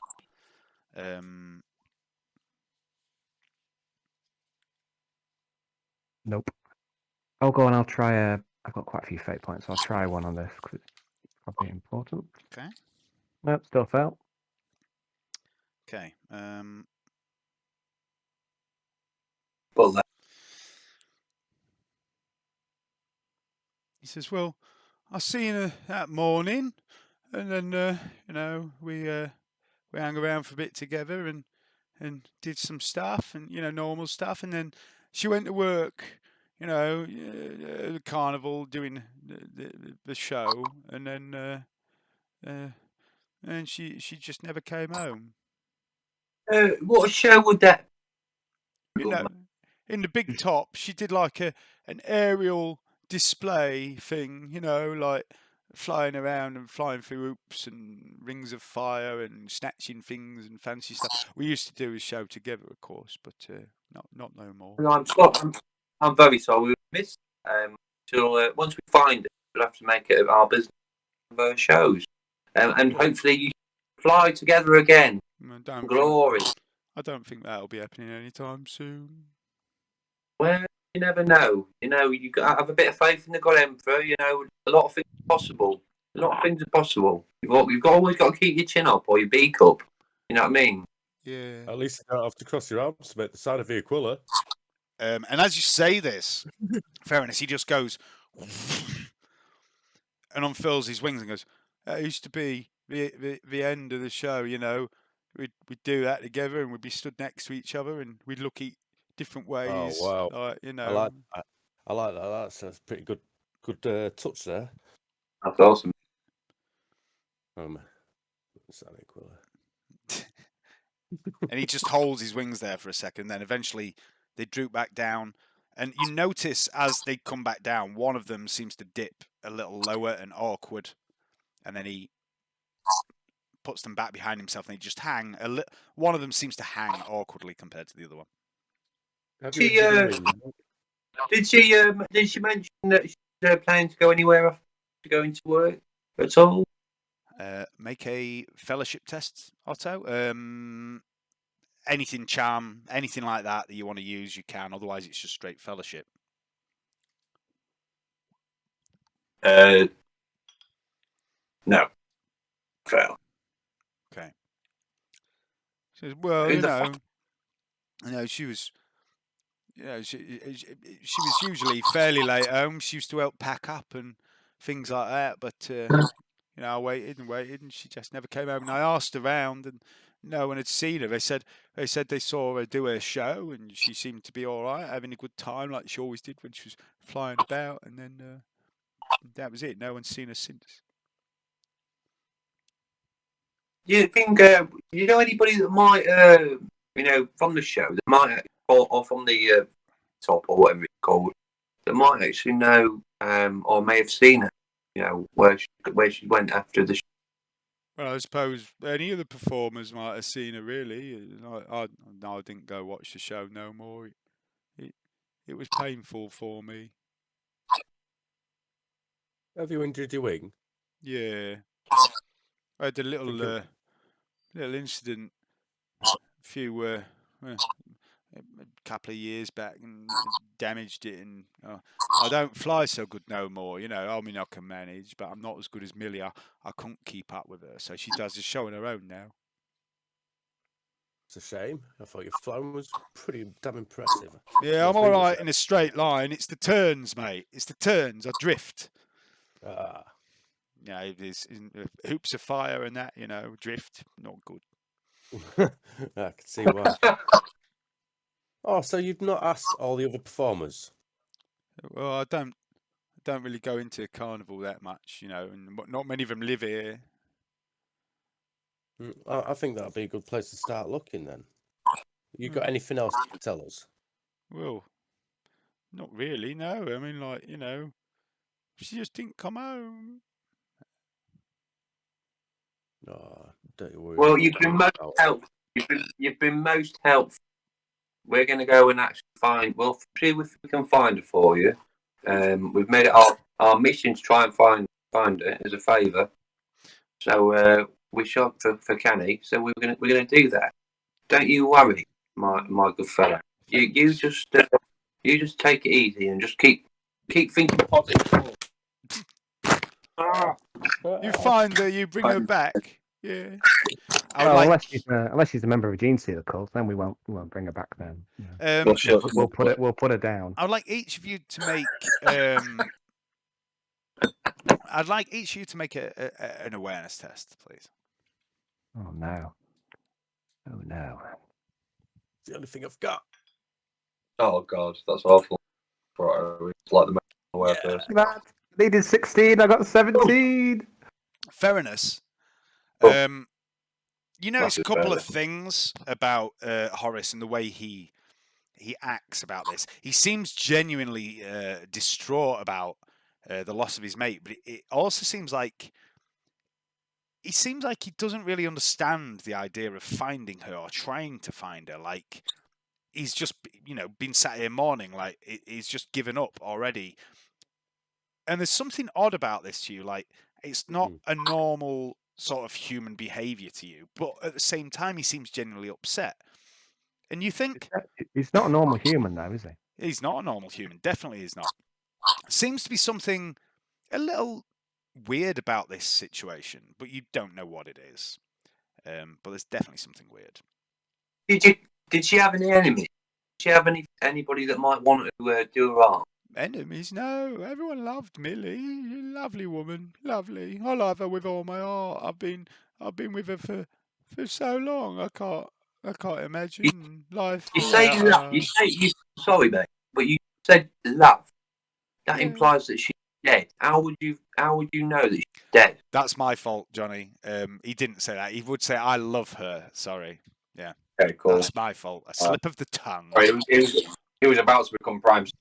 No, I love her is what you would have said. Yeah. Yeah. Right. Well, So we've not going to look to Vernetta and yeah. I was going to say, can we like use the sort of genetic matter of this feather and port it into the server schools at all to scan for? You can. Okay. Yeah, So I'm going to tell you. I'd like to. I'm going to tell you how these servo skulls work when I can find the page. So there's two of them. One of them is a. Where is the page? I have lost the page.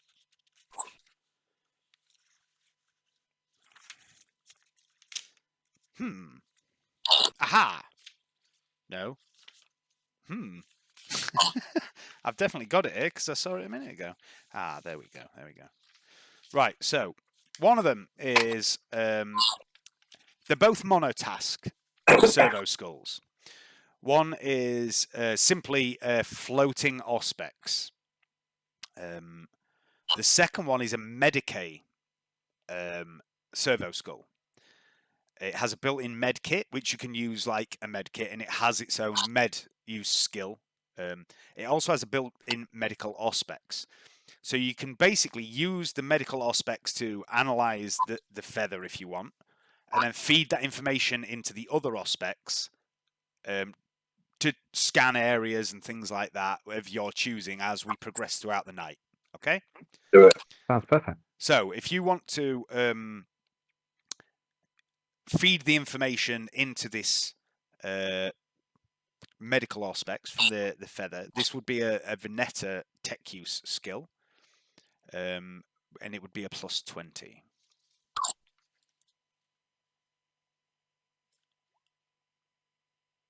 Yeah, looking good. What have you got? 39, so 3 degrees of success. Okay, and then a second one, please, as you transfer the data to the other servo skull. 20 again? +20 again? Yeah. Venetta's That's very familiar with this. that's a fail, so we use a fate point for that one. Okay. What are you doing to me, Vernetta?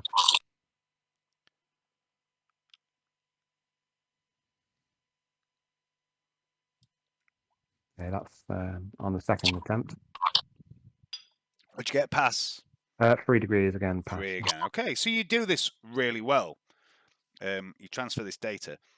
So you can use the medical aspects for all sorts of other stuff as you go, but mainly the main use now is the normal aspects can be used to basically do tracking tests.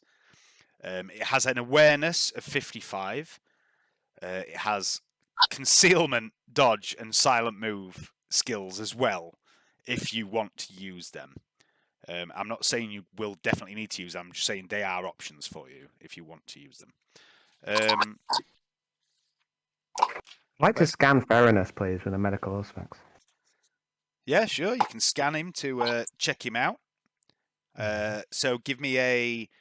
this would be awareness test. Just roll a D100. You're aiming for 55.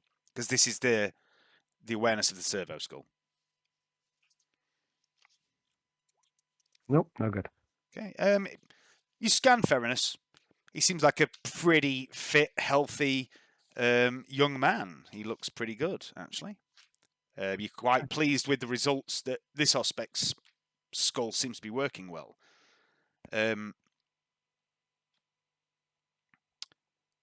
What you do notice when you analyse the DNA with the medical aspects as you're transferring it is that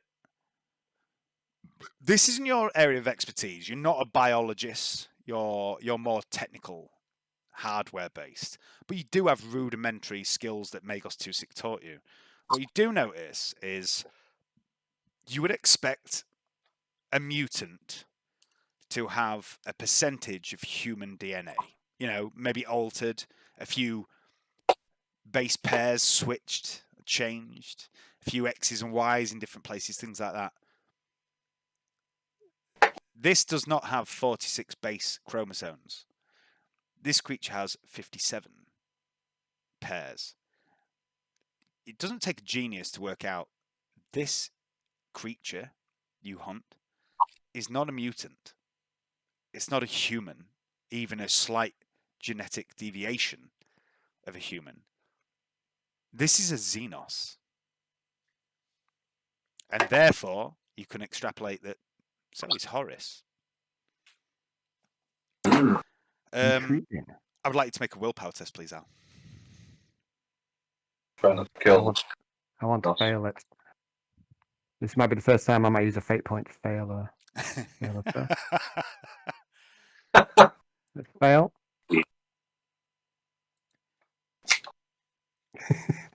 Grey. Everything turns to grey. So here it was, my first clue. A single feather taken from the broad Millie. Horace was clearly affected by her disappearance. His love vanished into the night, into the city. Or perhaps he was just a good actor. The rain beat down, soaking, oppressive. I could feel the weight of billions of tons, billions of souls above me. But I had the first piece of the puzzle. The colour returns to the world. The fuck is going on? Okay. Do I have I have implants in my head, don't I? You do. I'm gonna tap them, give me a little whacking. Tunk. Right, I'm gonna need a slash. I suggest we go to the big top next. Seeing as that's where she was last. Okay. Seems like a good place to start, but I'm gonna need to quickly pop to the box. No problem.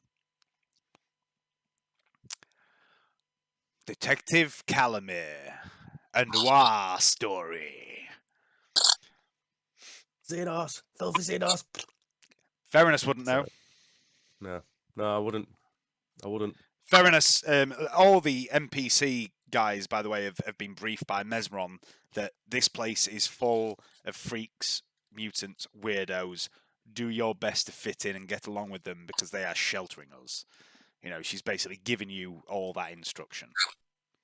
So Ferrunus and Otto wouldn't have any objection to that, because Otto has got the promise of, correcting his spine hanging in the balance, and Ferrunus was basically saved by Mesmeron and the Grey Knights on Pretasia. So they all have motivation for pleasing Mesmeron, basically. Most people do, in fact, because why would you not please her? Because she's fucking clearly absolutely mental and dangerous. Anyway, I'll not. We'll help the Xenos.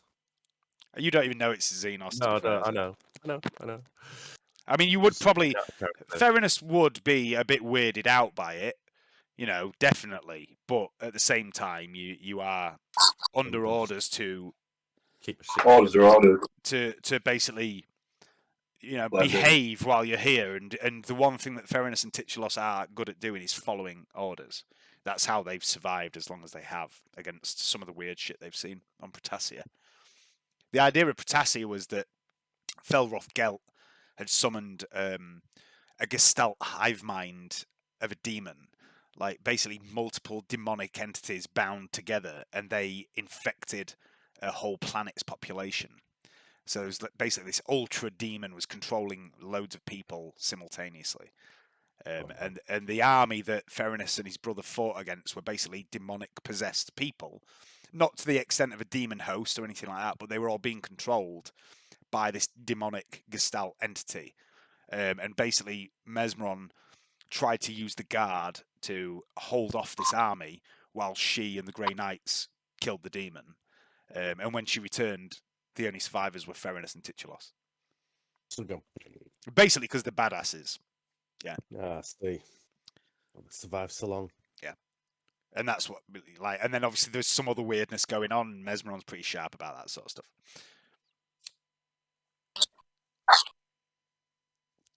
Okay. What would you like to do? Go to the big top, or shall we talk to that dirty bastard first, see if we've seen out? Yeah, you go and talk to that dirty guy. Maybe he knows something. All right. Okay. So.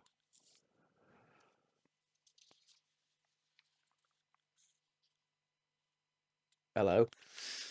You walk over here, Ferrunus, and you see this man dressed in filthy rags. His exposed skin, in the rips in his rags and the bits that aren't covered, covered in filth that seems to be coming out of the pores of his skin. And he stands by the rear wall of the outhouse to your cover home. And he has the cover of the back of the latrine open. And he's scraping, he's got a pile of clothes in front of him, and he's scraping thick wads of filth off the piles of his clothes and chucking it into the open latrine where this filth disappears into a hole in the ground. And he turns to you and goes, "All right, mate. You using new ones, ain't you, mate? Canny's mates, mate. Yeah, seen you around, ain't I? Yeah, Ken's the name. People call me Dirty Ken because they're cunts, ain't they? There's a lot of them around. Yeah, cunts everywhere. My name's Ferrunus, and I've just come to ask you a couple of questions if you wouldn't mind helping. Yeah. We're looking for Birdman's mate. I wondered if you'd seen her. Ah, Millie. Yeah, Millie. Right, I need you to make a fellowship test, please. Okay. Yay.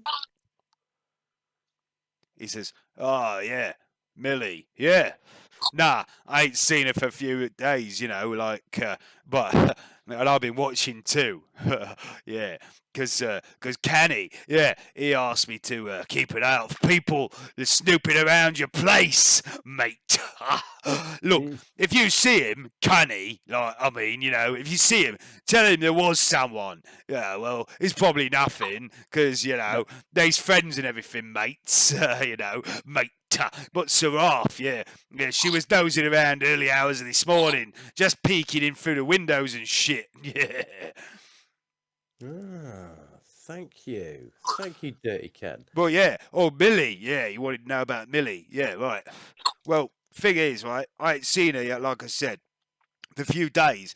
Well, you know, it's no secret. Millie used to stay back after a show, you know, started a few years back and that, about the same time that Horace stopped performing. But, yeah, I ain't seen her since, Daisy. Today. It's today, yeah. I ain't seen it since 3 days before today, yeah. Okay. Well, thank you very much, Mr. Ken. All right, Wave welcome, goodbye. Ferrunus. Yeah. You take care of yourself. Thank you very much for doing such a good job. Yeah, it's all right. I ain't got anything to give him. And he keeps scraping shit off his clothes, and at one point, you see that despite his best efforts at scraping shit and filth off his clothes, they're somehow getting dirtier, simply from being in contact with his hands. And he's like, "Fucking hell, it's a fucking nightmare." This. Oh, I'll go off before I'll be sick. Okay. Ferrunus, there's a little something on. What? No. What? It can't be. Despite the fact that you didn't get particularly close to him, sure enough, as you walk away, there's a few spots of shit on the side of your face, and also on your armor, just Ow, a few dots of filth. How the hell?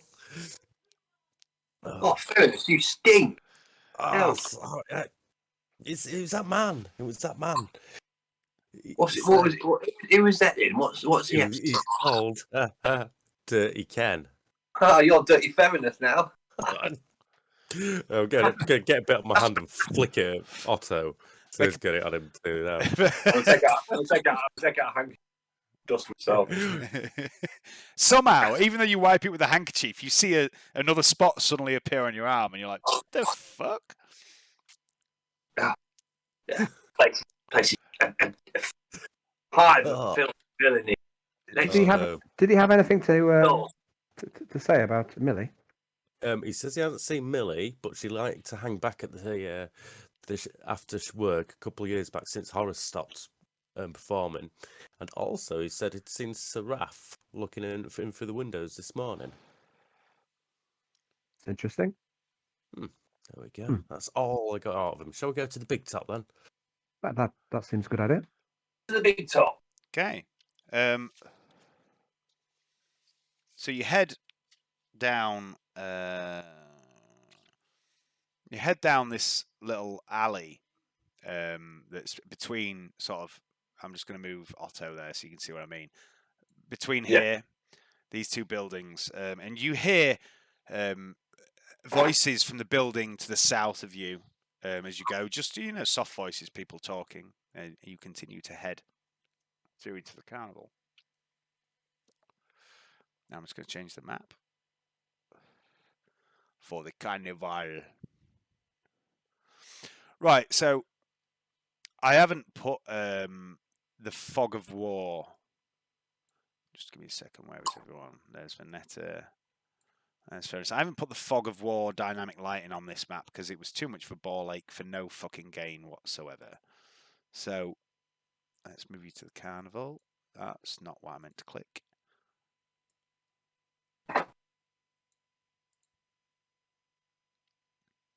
Lovely. So if you look at the map, you're over on the western edge there. Most of the stuff here you already would have seen at some point when you've been here in various guises, various characters. So I've not hidden anything from you. You can see who's there and what there is and blah blah blah. So it's entirely up to you what you would like to do. Mystery Beast. Mystery Beast. What could it be? What could it be? It's got a red halo around it. That's obviously a good sign. Well, it's probably quite hostile. It's just the fact that it's in a cage that is stopping it from doing shit. So, are you heading to the big top? You think so? Okay. Okay. So as you come round here, the carnival is closed currently. It's fairly early in the morning, maybe 10 or 11 in the morning.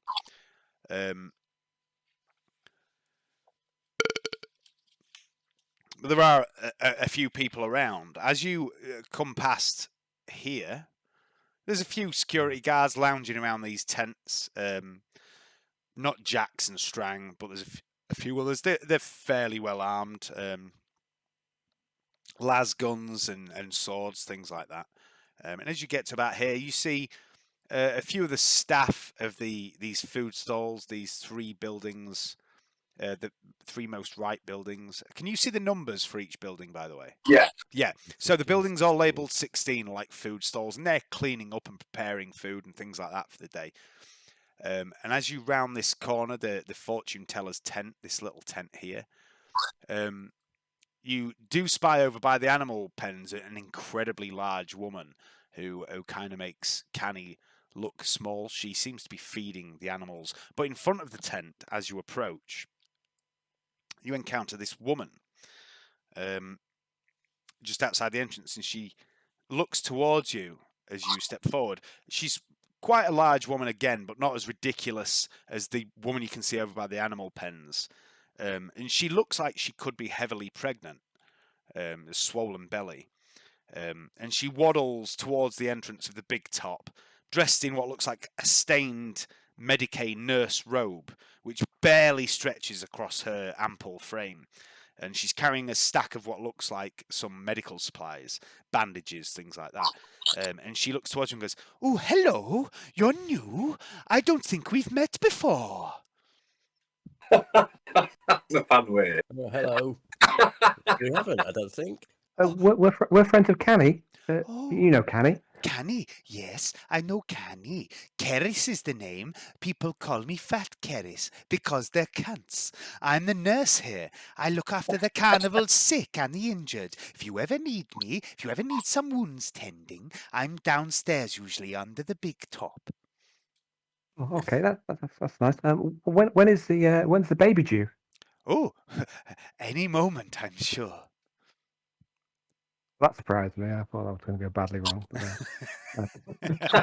You saying I'm fat, you fucking cunt? No, she says, "Oh yes, any day now, any moment now, quite possibly in the next few hours."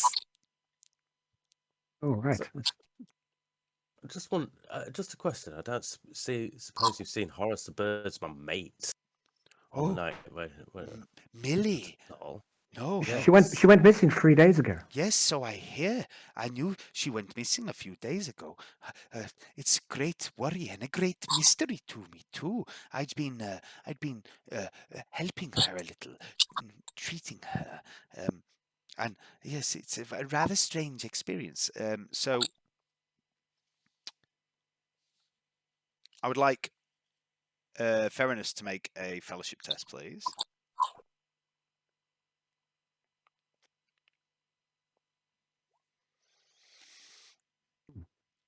What have you got? 1.6 degree of success. Nice. Fellowship Smooth 9. Ferrunus.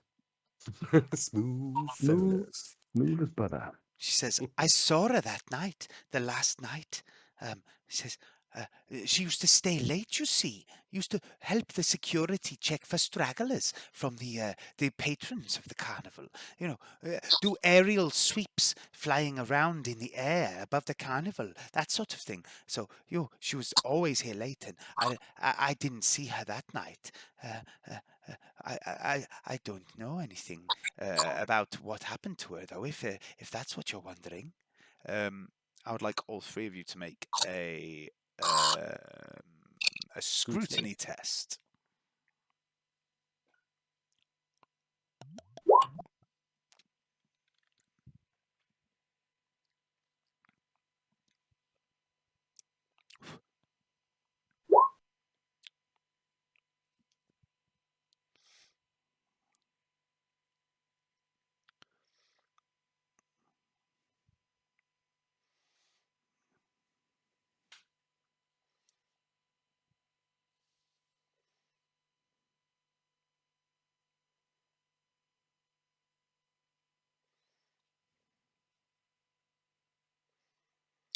Right, so Fat Keris, who is in no relation to Fat Fanny, she seems like she's being honest. She seems quite eager and forthright, and she seems to have a look of concern on her face, like she's genuinely concerned about Millie and what happened to her. Okay, so she said security, didn't she? Sweets for security at late. Maybe there are people to ask. Could I use the medical scanner on Fat Kerith? Yeah, sure, if you want to. Especially the pregnancy. Okay. So it's a Medicaid skill of 35, but this is quite a simple thing if you're just scanning the baby, so you get a plus 20 to it. As a winged baby girl. 100. No, still no good. You detect a writhing mass within her. She's very fat, and the layers of fat seem to obscure the scanner a bit. You know, Bench's equipment would probably do a better job, but there's definitely a living form inside her. Useful information to know. Shall we head inside? Yeah. I think we'll go into the big top next. Okay. And see what's going on. And as you head inside the big top, Keris comes with you, sort of walking along, just chatting away, talking mindless bollocks about Millie and what a lovely woman she is. And she hopes that nothing bad has happened to her. And as you enter the big top and you see what's before you, she scuttles off to one side, heads round the back of the arena and down the stairs into the subterranean complex where, you know, a few people live and hang out and things like that. And I'm going to move you over to the big top.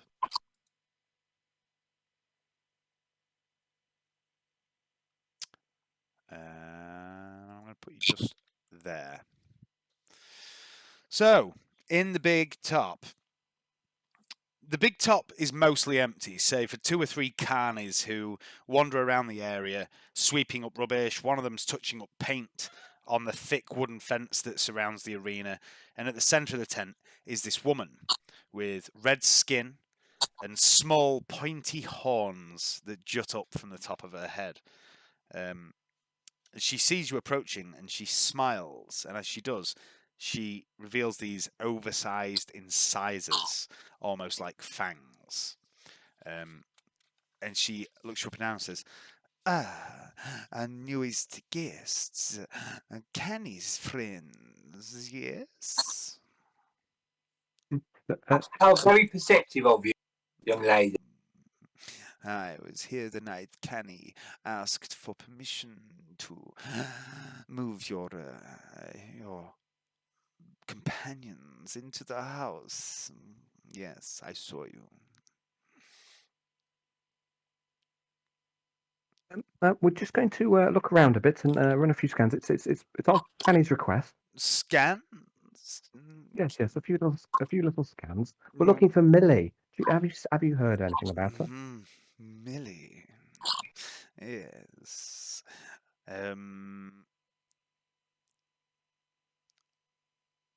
She says, I do know, Millie, yes, but people come and go from here all the time.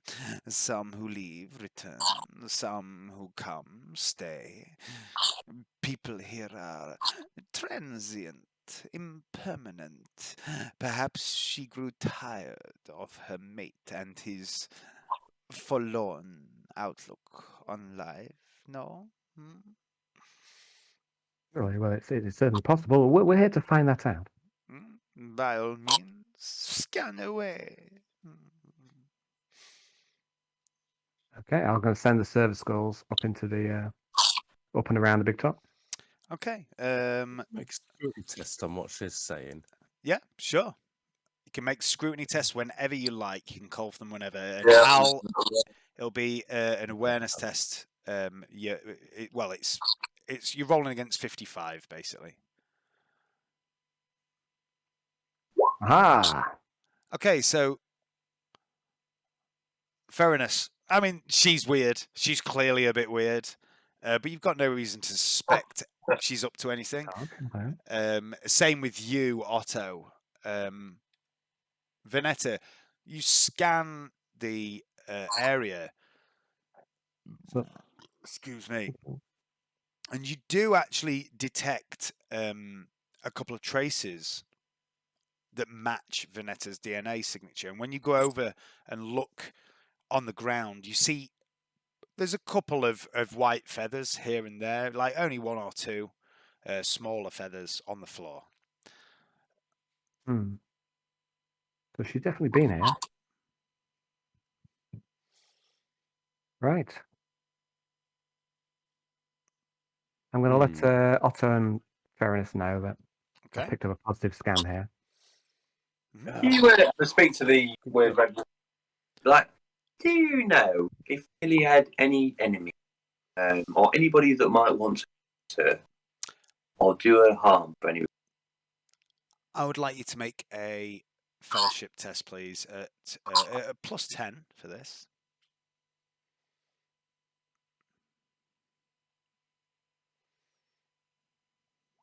No, not a clue. Says, enemies, Millie. No, lovely woman. Who would possibly wish to hurt such a darling as her? No, no, no. I wish I could help more. Have you seen her with another man? Make a fellowship test. Plus 10.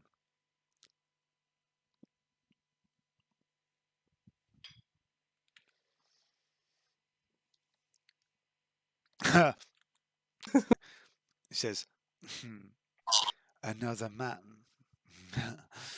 Horace is a chore of a man.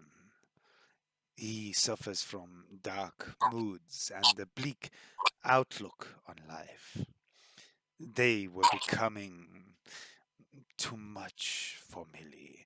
They had decided to bear offspring together to fix their difficult times. He has not been the same since he hurt his wing, but as is often the case, such a thing is not a fix, and sometimes it is not meant to be.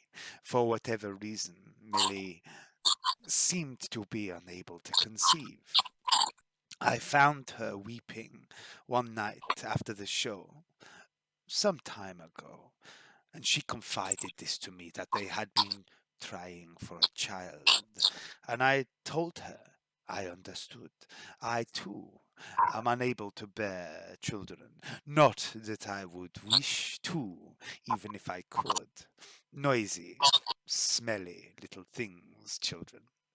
It seemed to me that Horace's depression over this and his wing was rubbing off on his mate, and I took it upon myself to counsel her.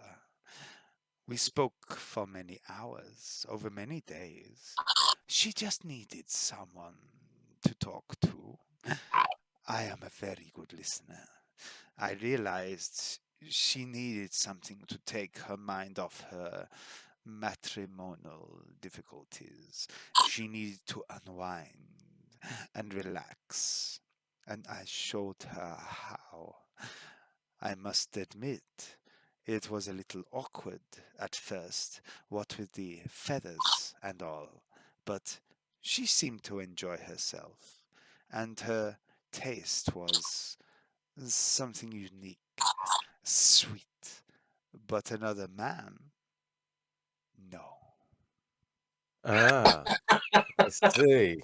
Well, we know all about that stuff. See. So, Okay.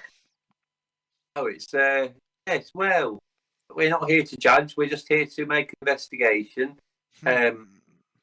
Did she?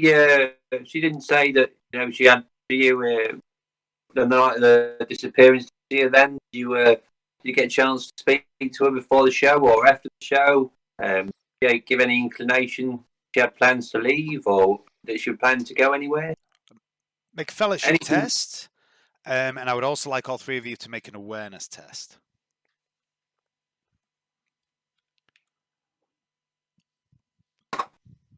Oh, my awareness is even worse. Millie and her mate's relationship may have been undergoing difficulties, and she may have sought the counsel of others, but She loved him, and she would not leave him. You all failed your awareness test, okay?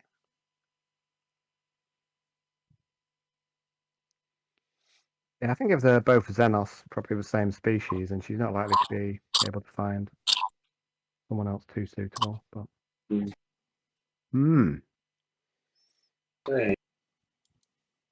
See.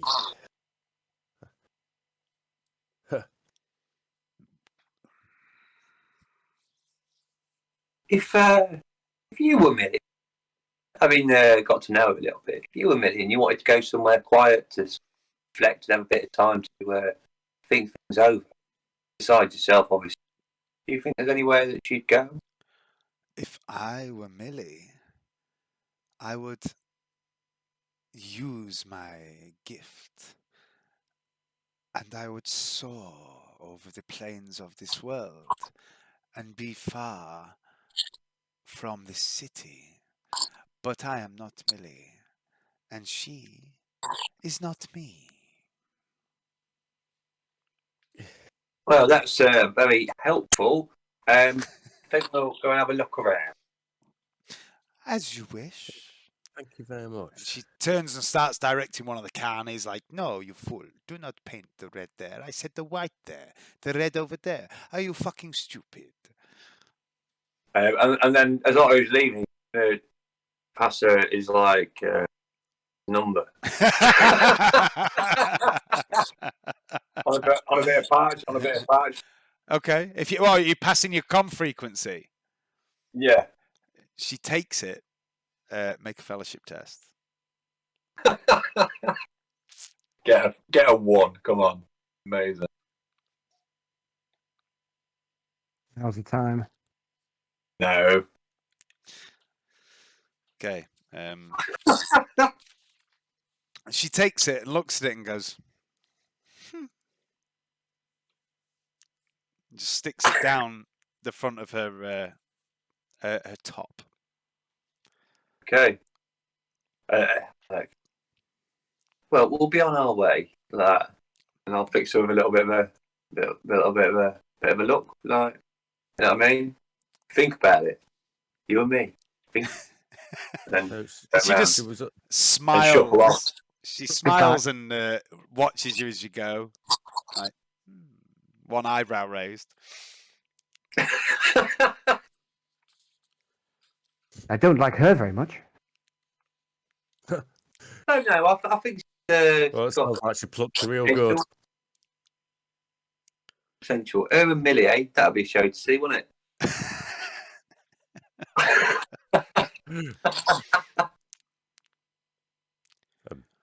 I'm not sure, Otto.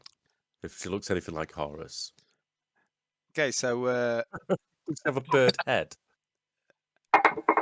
Millie is basically she's like Horace. She's got a bird's head and a beak. That's the description, yeah. But I mean, they're the same species, basically. Two birds, one egg. Cup.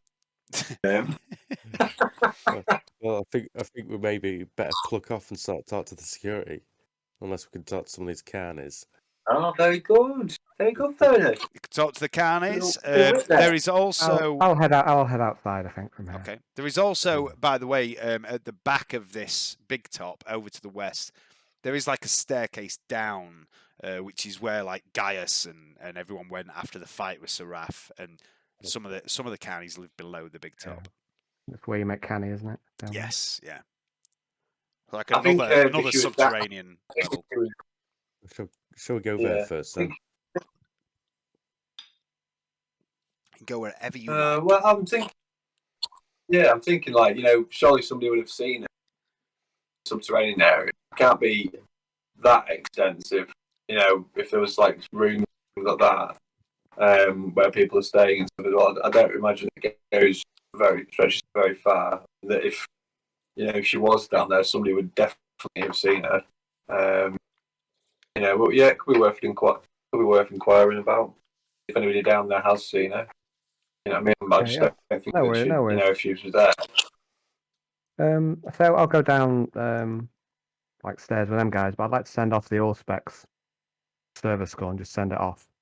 Okay, Yeah. where do you want to send it? I want it to start looking around. I don't know where how high the the ceiling goes. Okay. Yeah, it can float up and around, scan the tent. Yeah. Yeah, well, I'd like to start scanning where the surface of the or the ceiling is, I suppose, and see if there's anything up there. Okay. Obviously she can fly, so maybe she's up in some upper levels or something. Okay. So the Auspex floats off into the upper atmosphere. The medical Auspex is still with you. Okay. And you head down this staircase, and it's like a staircase that's hewn into the rock itself. And it goes down maybe 12 meters or so, and then it sharply angles at 90 degrees. And before you, there's like another level to, this subterranean chasm. And it's like quite a large open space. And there's a few small huts dotted here and there. And at the center of this place, you see two figures. One of which Vernetta has met before, Otto has met before. I don't think Ferrunus has. And this is this slightly squat man with a bit of a scraggy beard, a top hat, and a red jacket on with black lapels. This is old Wiley McCann, and he seems to be talking to another familiar figure. A woman with a slight bluish tint to her skin, and she looks round as you come down the stairs, and you see the porcelain mask on one side of her face. One leg is augmetic, and she has her two swords on her back. This is Seraph, and she says, "Oh, deep joy. What's this? The cavalry? What exactly are you aiming to achieve by coming here?" And Wiley turns and says, "I have done nothing. I have done nothing, Seraph. I have not called for their assistance. If they're here, it's on their own backs, or those other friends of yours. I have not gone running to you." And Seraph says, "Oh, please, Wiley, I didn't mean it. I wasn't actually going to stab you. There's no need to be so overdramatic." Wiley says, "Seraph, I'm going to tell you one more time. I know you were only joking. I have not called your friends for assistance." And Seraph says, "Oh, Wiley, you're intolerable. I know what you're like. You're always running for aid from people who give you threats. Seraph, I know you didn't really mean it. What's your problem right here?" And then you approach them. Hello, you lot. We're not here for you, Seraph. We're here looking for Birdman's mate, Millie. It's nice to see you, Seraph. It's been a while.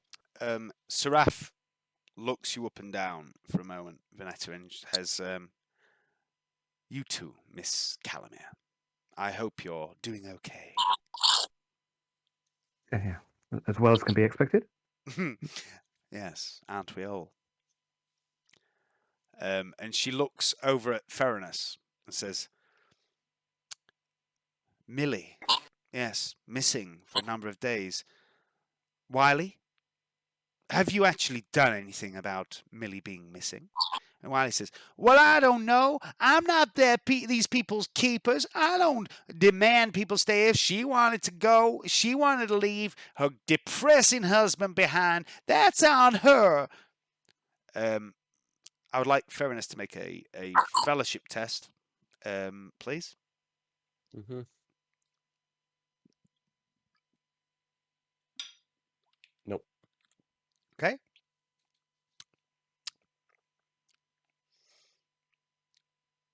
Anything else? Anyone? So well, go for someone else if you want. Let's have a quick go. Oh, you're right, buddy. I've got another question, but Go for me. I was going to say, it sounds like that, Wiley. Do you know something then about her do you think she just left?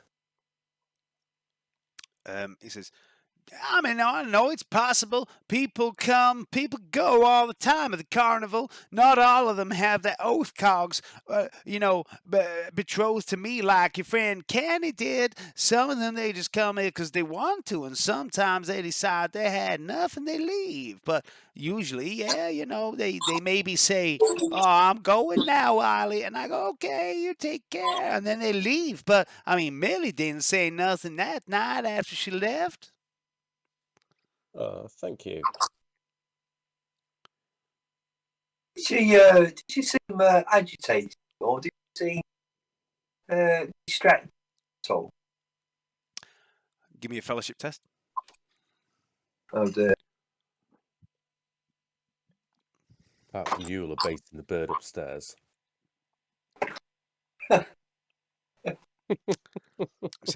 Distracted? No, I don't remember her being distracted at all. She helped tidy up a little bit, and then she just went on home. I'd like all three of you to make an awareness test, please.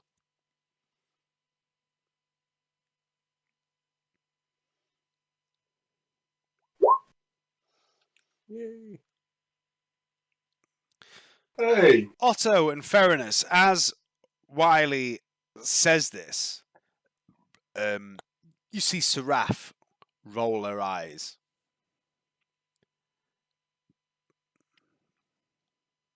All right. Seraph, you don't know where she is, do you? She looks at you and says, "No, little man, I do not know where she is." Well, little man. I'm going to say it quietly, but what's a little love? Don't make me roll a d12 for penis size again. Anyway. 0, what? Seraph, at this, sort of just turns and walks out away the way you came in, back up the stairs, back up into the carnival, just begins striding out of the area. And Wiley says, "Look, if I can help you find her, if there's anything I can do, she's one of my best acts. People love to see her soaring round the big top. If there's anything I can do to help you find her, you just ask. You just say, your friend's a canny, and he's a good guy, so I'm going to assume you guys are good guys too, yo." Yeah. Well, do you have any security tapes of the night or around the area? Security tapes. You're a funny one. Like my security is Jackson and his boys. They keep guards. There's only one way into this chasm, unless you could swim through industrial effluent and not die. It's the only way in. Those boys, they're loyal. They would love to beat some motherfucker up to come down and causing trouble, but mostly they don't have to, because people know you don't cause trouble in the carnival, and those guys are loyal to me. And if something weird had gone on that night, if someone had done something to Millie or taken her or anything like that, or even if she'd left, they would have seen her. They would have said something, and they ain't done nothing of the kind. Right. Well, we'll go have a quick word with them then, if that's all right. Wiley, thank you for your time. You talk to Jackson and his boys. They're good guys. I mean, yeah, mostly they're good guys. Yeah, they're okay. And he just starts shuffling off. Good old Wiley. Right. I like to call him Dad. The absent father.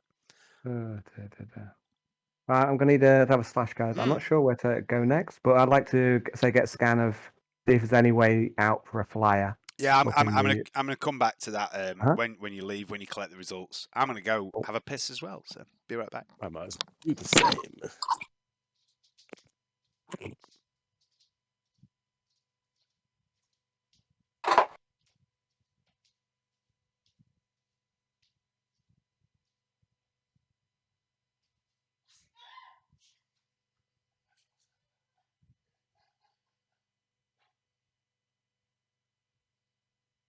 Mm.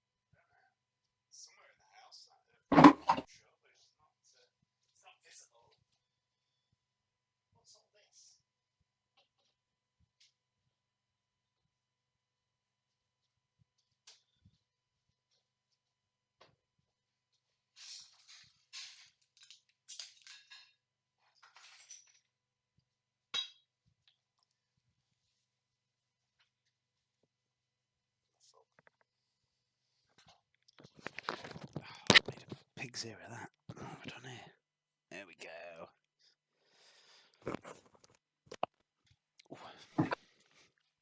go. Nightmare. Bought some mesh to go with my chicken run because one of my chickens can jump really, really high. I thought, yeah, I've solved the problem. I've just blooming had to pick it on from on top of my meshing.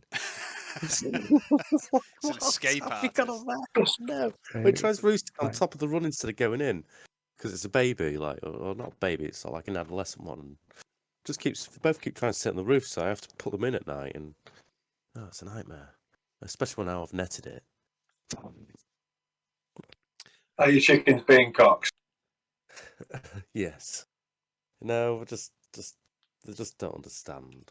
I just don't understand. They were soaking last They night. don't Won't understand listen. They don't understand the camp rules yet. Still the camp rules, to make an example. Well, they sat on top of it getting wet in the rain instead of going in the hut or going anywhere dry. It's just like, I had to pick them up both 2 wet chickens last night and put them into the run and then close the door so they couldn't get out. It's like, it's right. You'll stay there and stay dry. Anyway, back to the story at hand. Okay, so you're heading back up, are you? Yeah. Could I do a like a medical aspect scan down here? Yeah, sure. No one else has gone. Yeah, so I need you to You I 100, need you to yeah? do 2. The first one is for the skull, and the second one is for you to interpret. So so the medical aspects sweeps around this area, and you have a look at the data. You find a tiny piece of a feather just at the door, as if it's caught on the wooden frame of the door to this small hut. And you also find a small trace of what looks like it might be fecal matter on the floor that has the same DNA. That's That'd be strange. what? Fecal of matter. poo. Shit. A bit of poo. A bit of bird poo. You know, birds, they shit everywhere, Yeah. don't they? Yeah, so We don't walk around in any pants on these bird people. I'm gonna Well, relay. Horace wasn't wearing clothes. He was just feathered. So. Oh yeah. I'm gonna relay this I'm information just saying big birds. to the others and tell them that she was down here, and there might be a bit of Millie poo down here. Good find, Vernetta. But what does the poo mean? I wonder. Oh, but she got caught short. Got caught short, perhaps.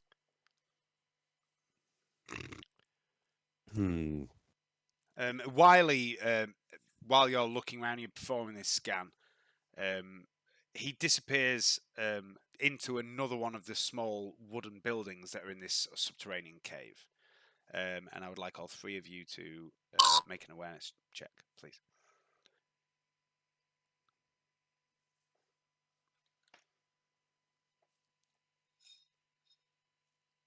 My word.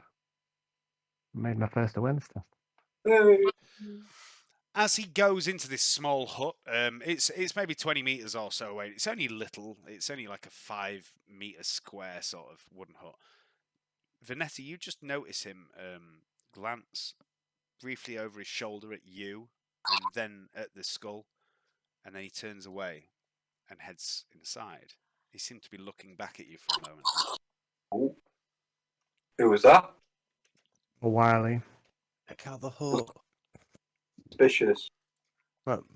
Oh, sorry. Where's this hut? Sorry. This is another hut about 20 meters away from where you are, from where you found the bird poo and the little bit of feather attached to the door. Isn't this downstairs where we were? Or yeah, this is below. Basically, below the big top, there's like another cavern, and there's some wooden huts assembled there. Like this is where Seraph lives and where Canny used to live and things like that.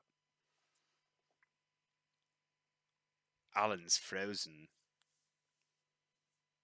Everyone's frozen. Wait, it's me. It's my connection.